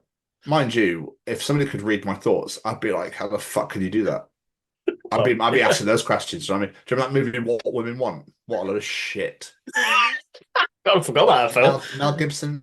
Is it Mel Gibson? Mel Gibson, yeah. Mel Gibson can read women's minds. God, that's not a good that's not a good mix, is it, in the real world? That's not even. Is that even going to go down well now? I doubt it. Probably not. No. Who the fuck thought of that? Like, just as long as they're not Jewish women, they'll be fine. Anyway, I don't get it. He's a massive anti-Semite, isn't he? Is he? Yeah. Oh, so that joke would have been great if I'd known what you're on about. Okay. Sorry. That would have been amazing. You would have nailed that at the park if I'd actually known about Mel Gibson. Sorry, mate. Got a good joke in for once. There's a few people watching this going like, mate, oh, Stella, better than that fucking Ginger's ever said. So, what was the treat again? Oh yeah, the monologue thing. So you don't hear thoughts in your head? No. That's blown my mind because I thought everyone did. I think about things, but I don't. My brain just start going. So anyway, do you remember that moment when you were to leave? Yeah, crazy, wasn't it? Yeah, absolutely, brain. Yeah, I don't know why you're talking to me. This is fucking weird. Why are you talking to me? Why am I? I just don't do that. Because I just assume everyone could do this. My head is going, how does Tom think? Because I can't picture it. How do I think? I don't know. We just. I don't know. It's really baffling. This is getting weird. What's going on? It's like, I can't work out if it's just a weird topic or because we're so tired. Or I think it's both. Yeah. A bit of come si come sa. I know how much you love that. I do. Yeah, I don't know really. I'd just be more concerned with the fact that people could read my mind. Yeah, I know people could read my mind because they come over and just be like, "Are you okay?"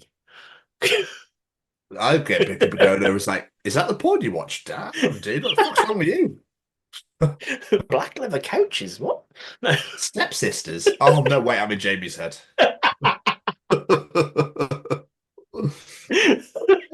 That's what it would be. That's what it would be. Yeah. Finally, while the son of a bitch is enjoying his birthday in Lake Como, what is Callum treating us this week?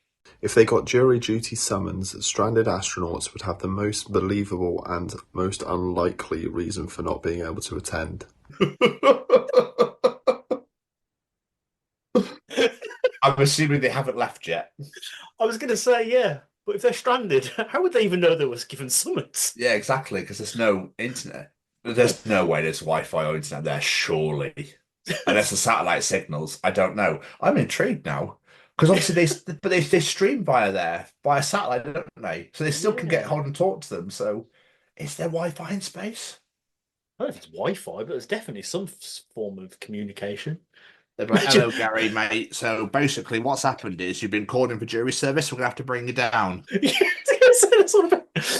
We're going to have to forfeit our mission that we spent billions of dollars on, where we're trying to infiltrate Jupiter.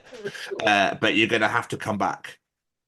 This man broke his neighbour's fence. You got to come down and sit on the jury for him. Could you imagine? It would obviously be something fucking terrible as well. So he come back, he's like, got back from space, like, Jesus Christ, what? How long have I been gone? Feels like days. It's been like years. But he hasn't aged a bit. And he sat there, and it's like, so we're here for Michael Pendergast against Atlanta for basically painting a fence green when it was asked to be purple. What? Is this what you fucking called me from Space Down for? Are you fucking for real? Just wipes everybody out with a laser gun that he found up. I don't know. Pull it down with him just in case. Hired Treaches. Yeah, so basically, is that an alien? Oh, I don't know. Fuck it. It's too tired now. This is Callum Treaches, by the way. I just enjoyed this segment, but even though I absolutely fucking wiped out. I don't know why I'm northern all of a sudden. I don't know what's wrong with me. I know I'm just talking normally when I'm taking a piss at my own show. What's Knight Rider doing here? Fucking hell, Northern Knight Rider. That's a callback. God, that was a good segment. We went down at farm and solved all the crime and bollocks, but he didn't fill me up, so we brought it down quite quickly. So a lot of people got away with it, bastards. Yeah, Kit want to go fat crime and stuff. I love it, but yeah, I think that they'd have to be told, but I don't think they probably wouldn't even open the mail because they would be like, well, they're in space. I'm not opening someone else's mail. It's illegal. That is very true. Nobody would know, and then they get done for not being attending court, and they get called to court for not having attended jury duty. But they're in space; they still don't know about that either. So then they're still fucking in space. They don't even know that they're being summoned. As soon as they land, fucking FBI rocks up, arrests them, and like they're done. Game over. For doing fuck all, but trying to, I don't know, infiltrate Saturn. Infiltrate Saturn? I don't know. But it is, but I completely get where he's coming from. Like, what an excuse to have. Oh, sorry, I'm kind of not on the planet right now. Hi there. I'm not on the planet right now. I can't come to the phone. I'll be back in about 2062. Is there any chance I could join the jury versus by satellite link? Because I'm kind of out of the country. That or I'd be loving this fact. So I'm going to go with guilty. Cheers. I don't know what he did, or do I have any evidence? I've got to tell him he's guilty. Bye. And everyone's going, innocent. Oh, that bastard. Call him back. Call him back. Anyway. Unreal. Thank you, Callum. I hope you happy birthday, motherfucker, and I hope you're having the most amazing time with Lucy in Lake Como right now. You deserve it, you little fuck. Absolutely. Enjoying the shit out of it. So thank you so much again for your wonderful treaches. You birthday hero, you. Oh, we love you. But yeah, just like you, mate, I am absolutely shattered. Yeah, I was about to say, how are you? Absolutely shattered. Getting a late night recording in, so I'm more than happy with that. Love doing this though. And Valentina, what a guest! Oh. What a guest this week. It's been absolutely incredible. How's your personal week been? Yeah, it's been all right.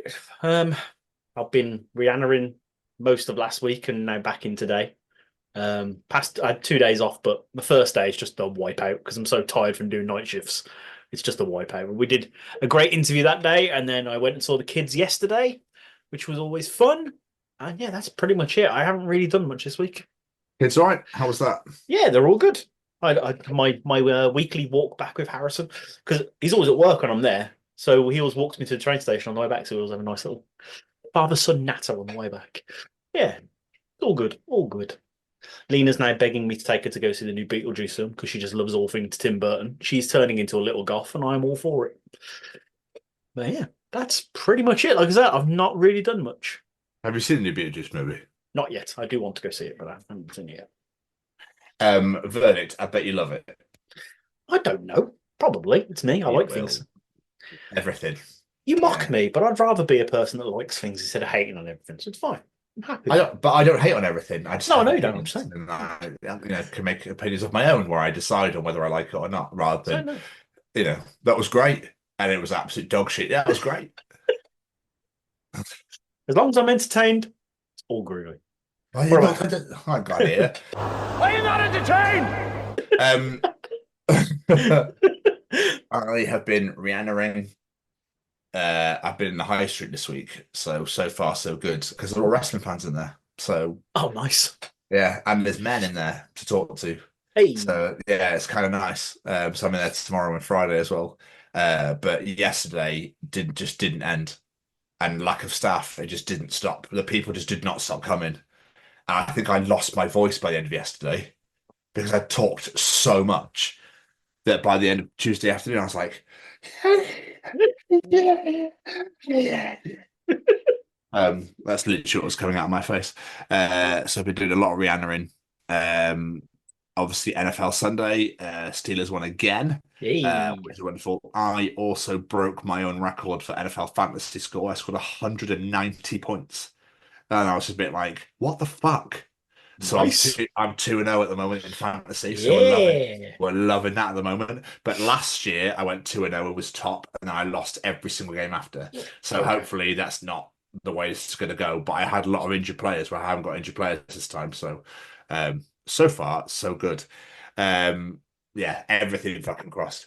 I'm playing the guy that finished bottom this week coming. So finished bottom last year. So fingers crossed. I don't really understand how fantasy football works, if I'm honest with you. So. The NFL is you just pick a player, and when you pick a player, nobody else can have that player. Okay. And it's like a snake draft. So I drafted 7th of 14. So it's like 1 through 14, 14 back to 1, and so on and so forth. So I'm in the middle of the whole thing. So it's like 1 to 14, then 14 picks 15th, and it goes back across to number 1 again. Then 1 picks twice, it goes back to 14. And 14 picks twice, goes back to 1, except snakes. That's literally what happens. The brain just exploded in my head. It's very straightforward. It wasn't. Number 1 picks 1. Yes. Number 2 picks 2, so on and so forth. When it gets to 14, yes, 14 picks twice. 14 and 15, and then 13 picks 16, and it goes back across to number 1 again. Now I'm with you. Yeah. Now I'm with you. And then 1 picks twice. Yes. Okay. Now I'm with you. Yeah. Okay. Yeah. And it goes back again. Okay. And obviously, I picked 7th, so I was right in the middle. And there's always one knobhead that takes the whole 8 hours to choose. You're like, oh my god, come on! So it takes weeks to fucking get the draft finished. But I'm confident at the moment that I might actually get out of this league this year for the 5th year running. Finally might get out of the bottom division, but we'll see. So yeah, NFL's been great. I love that that's back. It just makes me so happy on a Sunday night. It just feels like everything's right in the world again and everything's normal. Aberdeen also won. They're on a 10-game win streak at the moment in the football, in soccer football. So We haven't lost or drawn a game this season yet, so I'm loving that as well. I'll do well. Yeah, it's weird at the moment. I don't know what the fuck's going on. But yeah, man. Other than that, I went out last night, went to Wagamama's. Oh, very nice. Had some dins, went to the bottle of sauce. That was really nice. Got shouted at for "Please don't fist me." That was quite interesting. Sorry, what? Yeah, that generally was what that said. I just said. Okay. I mean, yeah, not in public, Jesus. When I Hello. So as you're probably aware, you've probably just noticed a massive jump in the in the recording. Basically, I just suffered a power cut, and that's why. So I was happily blabbering on. Noticed Jamie wasn't moving. I was like, "That's interesting. Why is he not moving?" And then realised that the lights were all off. I was like, "Oh, I'll do it." Yeah. So massive power cut. What the fuck was I talking about? I was literally about to say, can you remember what you're talking about? Because I can't remember now after all that. I think I talked about going to. Oh, we're talking about fisting. Yes, that was it. You I went to Wagamama's yesterday with Anna. Went to Waggers and we had a few Cokes in bottle of sauce, and we had just had a conversation. And she basically blurted out, "Please don't fist me," and I was just like, "Sorry," and then we laughed about that for about 10 minutes because she full on burst out. I can't remember what we're talking about. We're talking about something. And she basically said, "Please don't fist me." And she also said, "Would you like to eat out my bowl?" Which I also found very funny. And it was just a very fun night last night. So yeah, that happened. Other than that, like I said, re-entering. And I'm currently, as we are speaking right now, I'm halfway through AW All Out. Okay. I just watched. I'm on the Continental Classic Fatal 4-Way, but that Willow Nightingale and Statlander match was amazing, but my God, how is Willow not like snapped in half? I don't know. Have you seen it? I haven't, though. I've heard it was really good, though. Statlander does a swanton off the top rope to the outside to Willow to go through a table. Willow gets off the table to get out of the way, but doesn't get out of the way in time. And Statlander's legs, so she's sat and her legs crush her, so her head goes to where her feet are. Ow. Yeah. Are you suppressing the yawn there, Jamie? I was trying to suppress a yawn, yes. Yeah. It looked like you were sucking on a sour sweet. Oh, yeah. Oh, yeah. Sorry, I'm quite tired. That story was so boring. See, this is why I was trying to suppress it because I fucking knew you'd say that. Like, it's so fucking. Oh my God, this is so much wrestling again. Jesus Christ, can we move on? Knackered over here. Sorry about the power cut, mate. It wasn't my fault. So, anyway, should we just move on? Yeah, go on then. Hey, what's going on, everybody? This is Braden from Say We Can Fly. Just letting you know, we've got a brand new merch store out there. Please let me say the link. Let me say the link, please. Okay, yeah. Okay, yes, you can say the link. Yes, all right. Okay. So the link for the shop. So the link for the shop is www.saywecanfly.shop. All right, good job, Seamus. So www.saywecanfly.shop. 10% off if you use the code. Let me say the code. Let me say the code, please. Okay, fine. You can say the code. If you use the code. The code is The Chronicles. What? No, it's not. The Chronicles. No, it's not. It's The Chronicles, Seamus. Yeah, that's what I said. The Chronicles at checkout. All right, you get 10% off. 10% off. Yes, they know, Seamus. Okay. I'm just trying to help, all right? Visit www.saywecanfly.shop and use code The Chronicles for 10% off your order. Available at participating Say We Can Fly restaurants and web stores. Some restrictions may apply, but probably not. Okay, time for Tom's journal.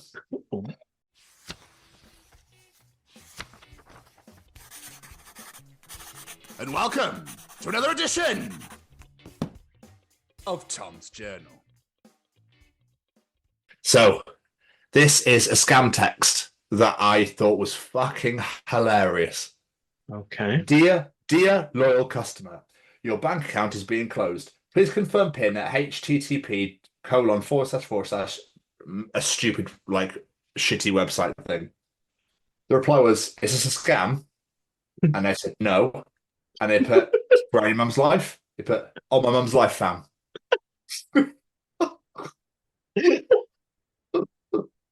What's funny is I can imagine that being true. These scam people are that fucking stupid. I watched a video recently, again, doom scrolling on Instagram, where people were fucking over the scammers. So they buy like iTunes vouchers, like 150, 200 quid in iTunes vouchers, and send the codes over, and they were paying for the vouchers, then redeeming them, and they're going, no, I told you not to redeem it. What are you doing? What are you doing? No, no, like, really funny. So then, I thought I had to redeem it. No, what are you doing? I told you not to redeem it. Oh, so good. So what is an uplifting and happy fact?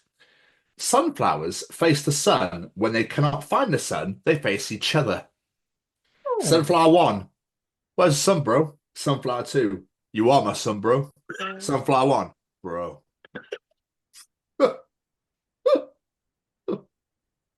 That is very heartwarming. This isn't it? I like that. Oh. Jamie, I truly, truly think that there should be more options for donating your corpse after you die. What if I don't want to donate my body to science? Why can't I donate it to a struggling music program so they can use my ribs as xylophones? Or a damn that farmer that is a new scarecrow? Give me some options.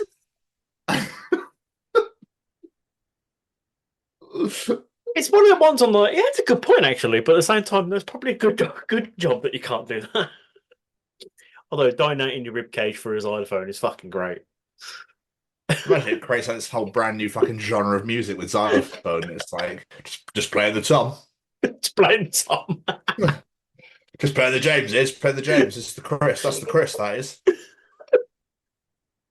Jamie, don't you think it's fucking mental how Grants have a black belt in homemade soup?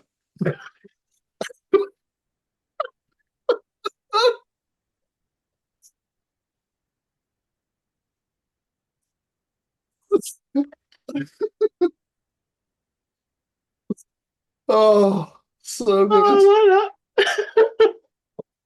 that. Oh. Sure, though. Yeah, oh, absolutely.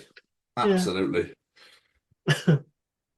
So I went and set up a complaint box at work. People think HR have set it up, but it was me. At the end of every week, I take the box home and read about all this petty drama that's been built up. That's a genius idea. Oh, yeah. Oh, well, that is utter genius idea. Absolutely phenomenal. Daughter, Daddy, can I keep the nightlight on? Me, what? And provide the monsters with a beacon to your location? Use your head, sweetie.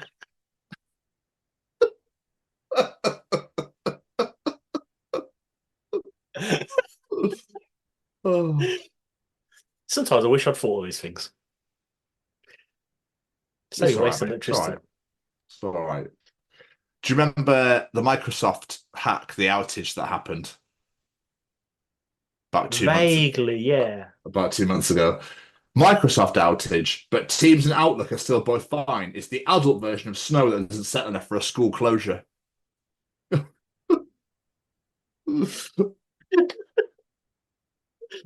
Oh, I remember those days. It's snowing, is school closed? No, you're still going in. Fuck. Mate, Canadians fucking swam through it. They waved their way through it. They never closed. They laugh in the face of the Brits. No, don't blame as soon as we get 1 millimeter of ice, we're like, ah! And they just laugh at us like we're fucking pathetic. Me, I like your t-shirt. 3-year-old, you can't wear it. Me, all right, well, I didn't ask. 3-year-old, because you're too fat. Me, all right, I didn't ask. I mean, it's a bit harsh, 3-year-old. Jesus. Yeah, I know, tell about it, right? Working class white lads, that made me feel quite ill saying that out loud, have the deadliest banter. Guy on site has one arm and they've nicknamed him Octopus. Well, the boy I work with is called Anthony and he's only 5 foot, gets called Shetland Tony.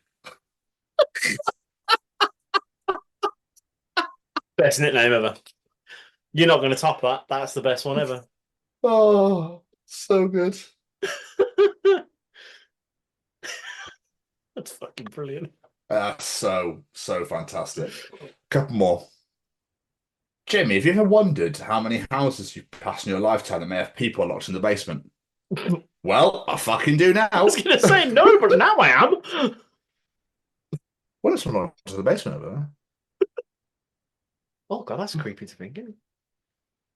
Yes, awful to think, actually.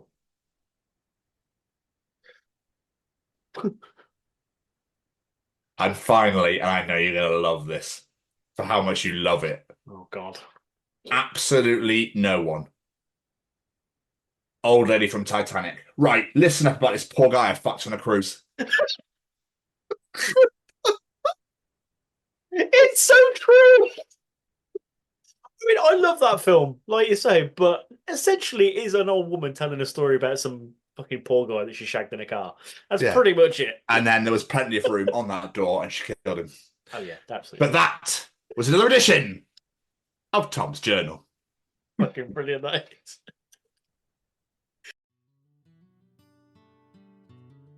It's about getting into schools and talking to young people because, you know, I know that people can change. And it's about talking to people and getting them to understand and perhaps step back from violence and prejudice and whatever. And we just need to work together and keep on the good fight there. Absolutely. Hey there, guys. We are ecstatically happy to announce that we are associated with the Sophie Lancaster Foundation. The times are changing, and with the unfortunate death of Sophie, those changes have made a massive impact for the future. If Sophie was with us still today, I can guarantee what you are doing will still be reaching so many lives of young teenagers, young adults, and those who wish to be as different as possible. So thank you very much. To find out more about this incredible foundation and all the work they do, and more importantly, how you can help, head on over to www.sophielancasterfoundation.com. Mama, Mr. Stevens. Woo! Mr. Stevens, Mama, Mr. Stevens. Mr. Stevens. Mr. Stevens. What the fuck is that? It's raining men. Oh. Hallelujah. Oh, okay. I see. Near, far, wherever Jamie is, we will participate in his challenge. It's beautiful. You're welcome. Well, we just mentioned Titanic, and I hadn't thought of a song, and I panicked. So then when I know how much you love that movie, I was like, fuck it, I'll go for that. Who needs Celine Dion when I got Tom?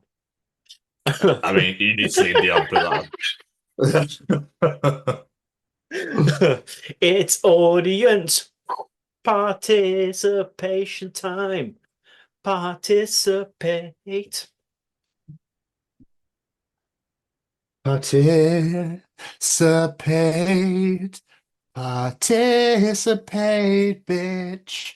Participate in Jamie's challenge, you bitch.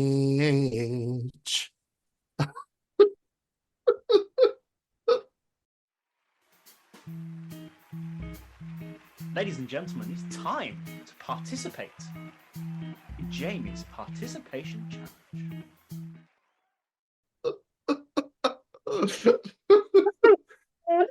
That might be my favourite ending to one ever. I knew that was coming. It's my favourite version of that so far. It's just a participate, you bitch.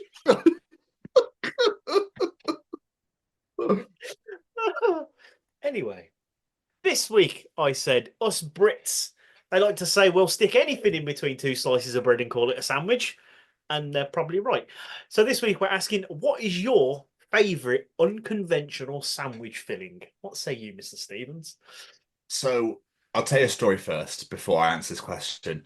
So I had a conversation with Luke about this when I was at Cardiff Specsavers about how you could tell how rich or poor somebody was by the filling of their sandwich.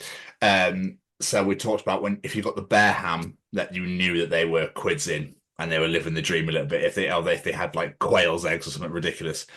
But then if you knew that if they had jam or ketchup, that they were living hard times.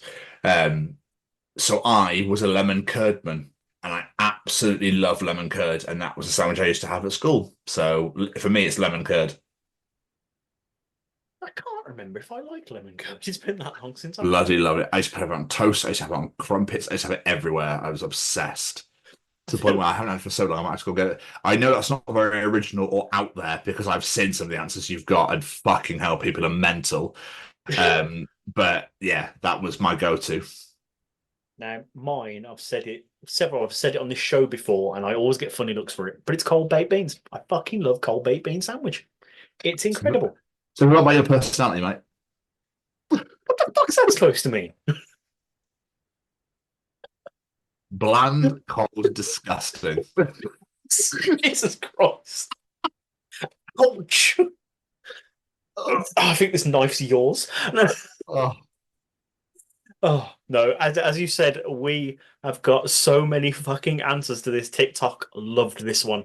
Like, I think over 300 responses we had on TikTok. Like, fair play. Fair You're play. not going 300, are you? I am. Strap in. No, I've whittled it down.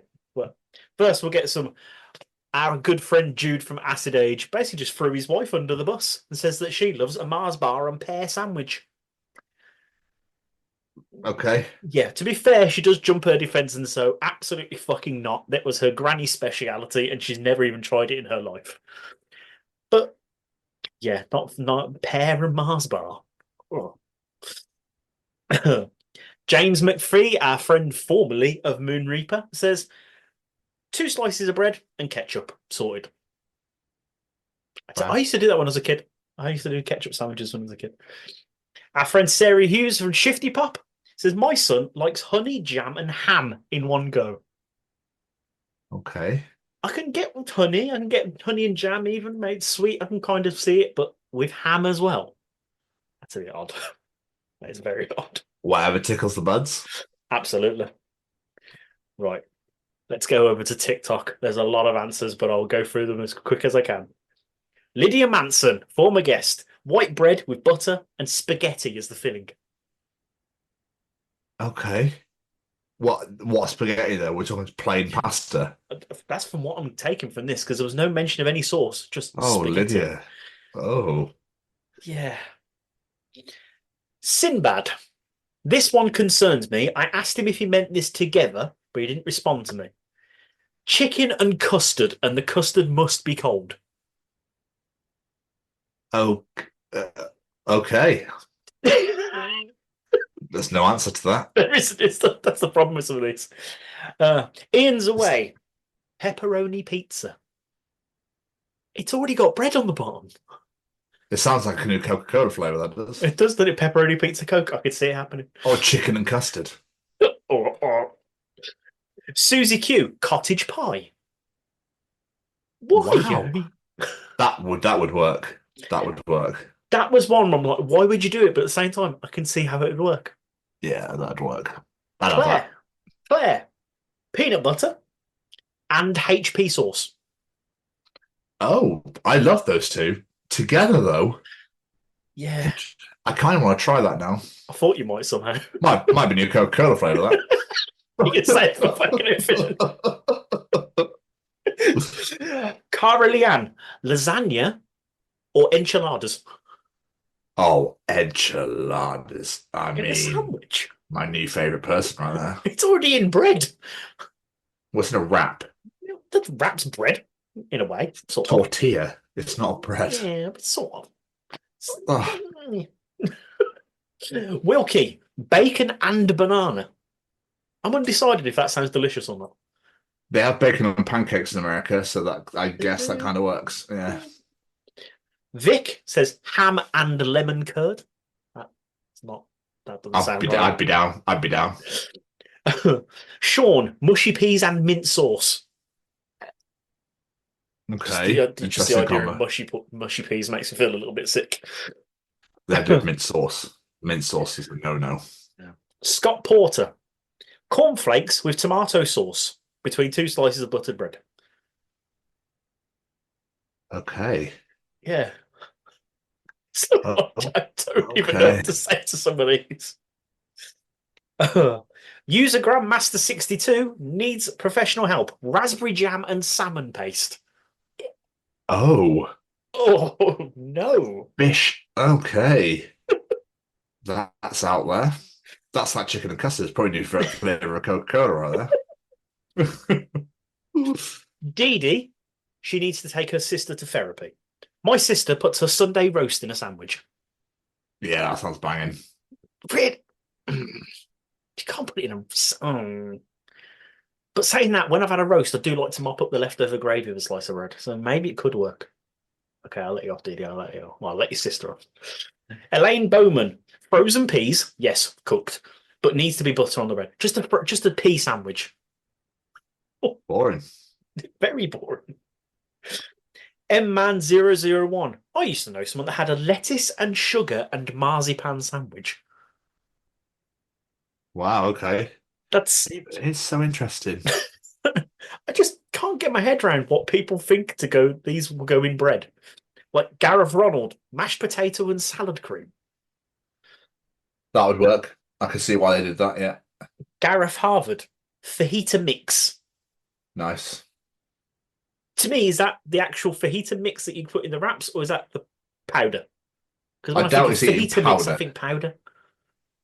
I'm assuming it means the mix of chicken and everything else. That sounds delicious, actually. You're down for that one. And last but not least, because it's the most British answer out of them all, Moose Cooper. We're British. Everything goes in a fucking sandwich. You're right, Moose. Yeah, you're absolutely right. Everything goes in a sandwich. At least according to these answers. Like I said, we had over 300 answers to that. I had to narrow that down. That was not an easy task. I remember working with a guy called Matt who used to have Watsits and ketchup in his sandwiches. Watsits because crisp sandwich, hell's yeah, but with ketchup. Yeah. So there you go. There you go. But thank you to everyone that participated in Jamie's challenge. Thank you to everyone that listens to this show. Thank you, Valentina, for joining us. It's been a hell of an edition this week. If you enjoy Jamie's participation challenge, Callum's teachings, Tom's journal, the interview, and the maybe I don't think so. And you enjoy the other 142 editions of the Chronicles Podcast, wherever you get your podcast from, maybe Spotify, Google, Apple, all that good stuff. You know where it's from. But the most important thing is that you come and follow us on all social media at TCO Pod. That's all social media at TCO Pod. Or come and subscribe to us on YouTube at the Chronicles of Podcast. Make sure you hit that bell to get notified when new videos are released and comment to your heart's content. So again, all social media, any of it at TCO Pod, and subscribe on YouTube at the Chronicles of Podcast. Jamie? Yes? What was that you were saying? Oh, I was going to say a massive thank you to a few of our friends. First off, every single piece of music you heard on today's edition was brought to you by the wonderful singer-songwriter Matt Roberts. Go check him out on all social media at Matt Roberts Music. Give him a follow on Spotify. Subscribe to him on YouTube and wait for new music to come out. We're waiting, Matt. Where is it? And of course, we have to say a massive thank you to Mr. Braden Barry and his SayWeCanFly.shop. Head on over to SayWeCanFly.shop. See what you like the look of. It could be apparel, signed lyrics, CDs, no matter what it is. Stick it in your basket, enter that discount code with The Chronicles, and get yourself 10% off your order. How about that? And last but not least, a massive thank you to the Sophie Lancaster Foundation, because they're stamping out prejudice, hatred, and intolerance everywhere. And I say it every week, and I'm going to say it again this week. And I mean everywhere. This is not a UK issue. This is a global issue where people of the alternative community are being treated differently simply because of the way they look or the music they listen to. It's not on. We're not having it. So let's help them put it to an end. Head on over to SophieLancasterFoundation.com. Familiarize yourself with Sophie's story and share it out in the world, because the more people we know, the more people we get knowing Sophie's story, the more impact we can make, and hopefully we can put an end to this once and for all. And last but not least, massive thank you to my beautiful co-host over there. Right back at you. Jamie, another superb edition in the bag. Another superb one indeed. Valentina, thank you so much again for taking time out your insanely busy schedule to join us this week. It's been graciously appreciated. We look forward to having you back on again in the future. And I can't believe we've got another one in the bag. So it's unbelievable. But as for this week, we will see you all next week for the Chronicles of Defects 2. Goodbye, everybody. Ta-ta. Bye.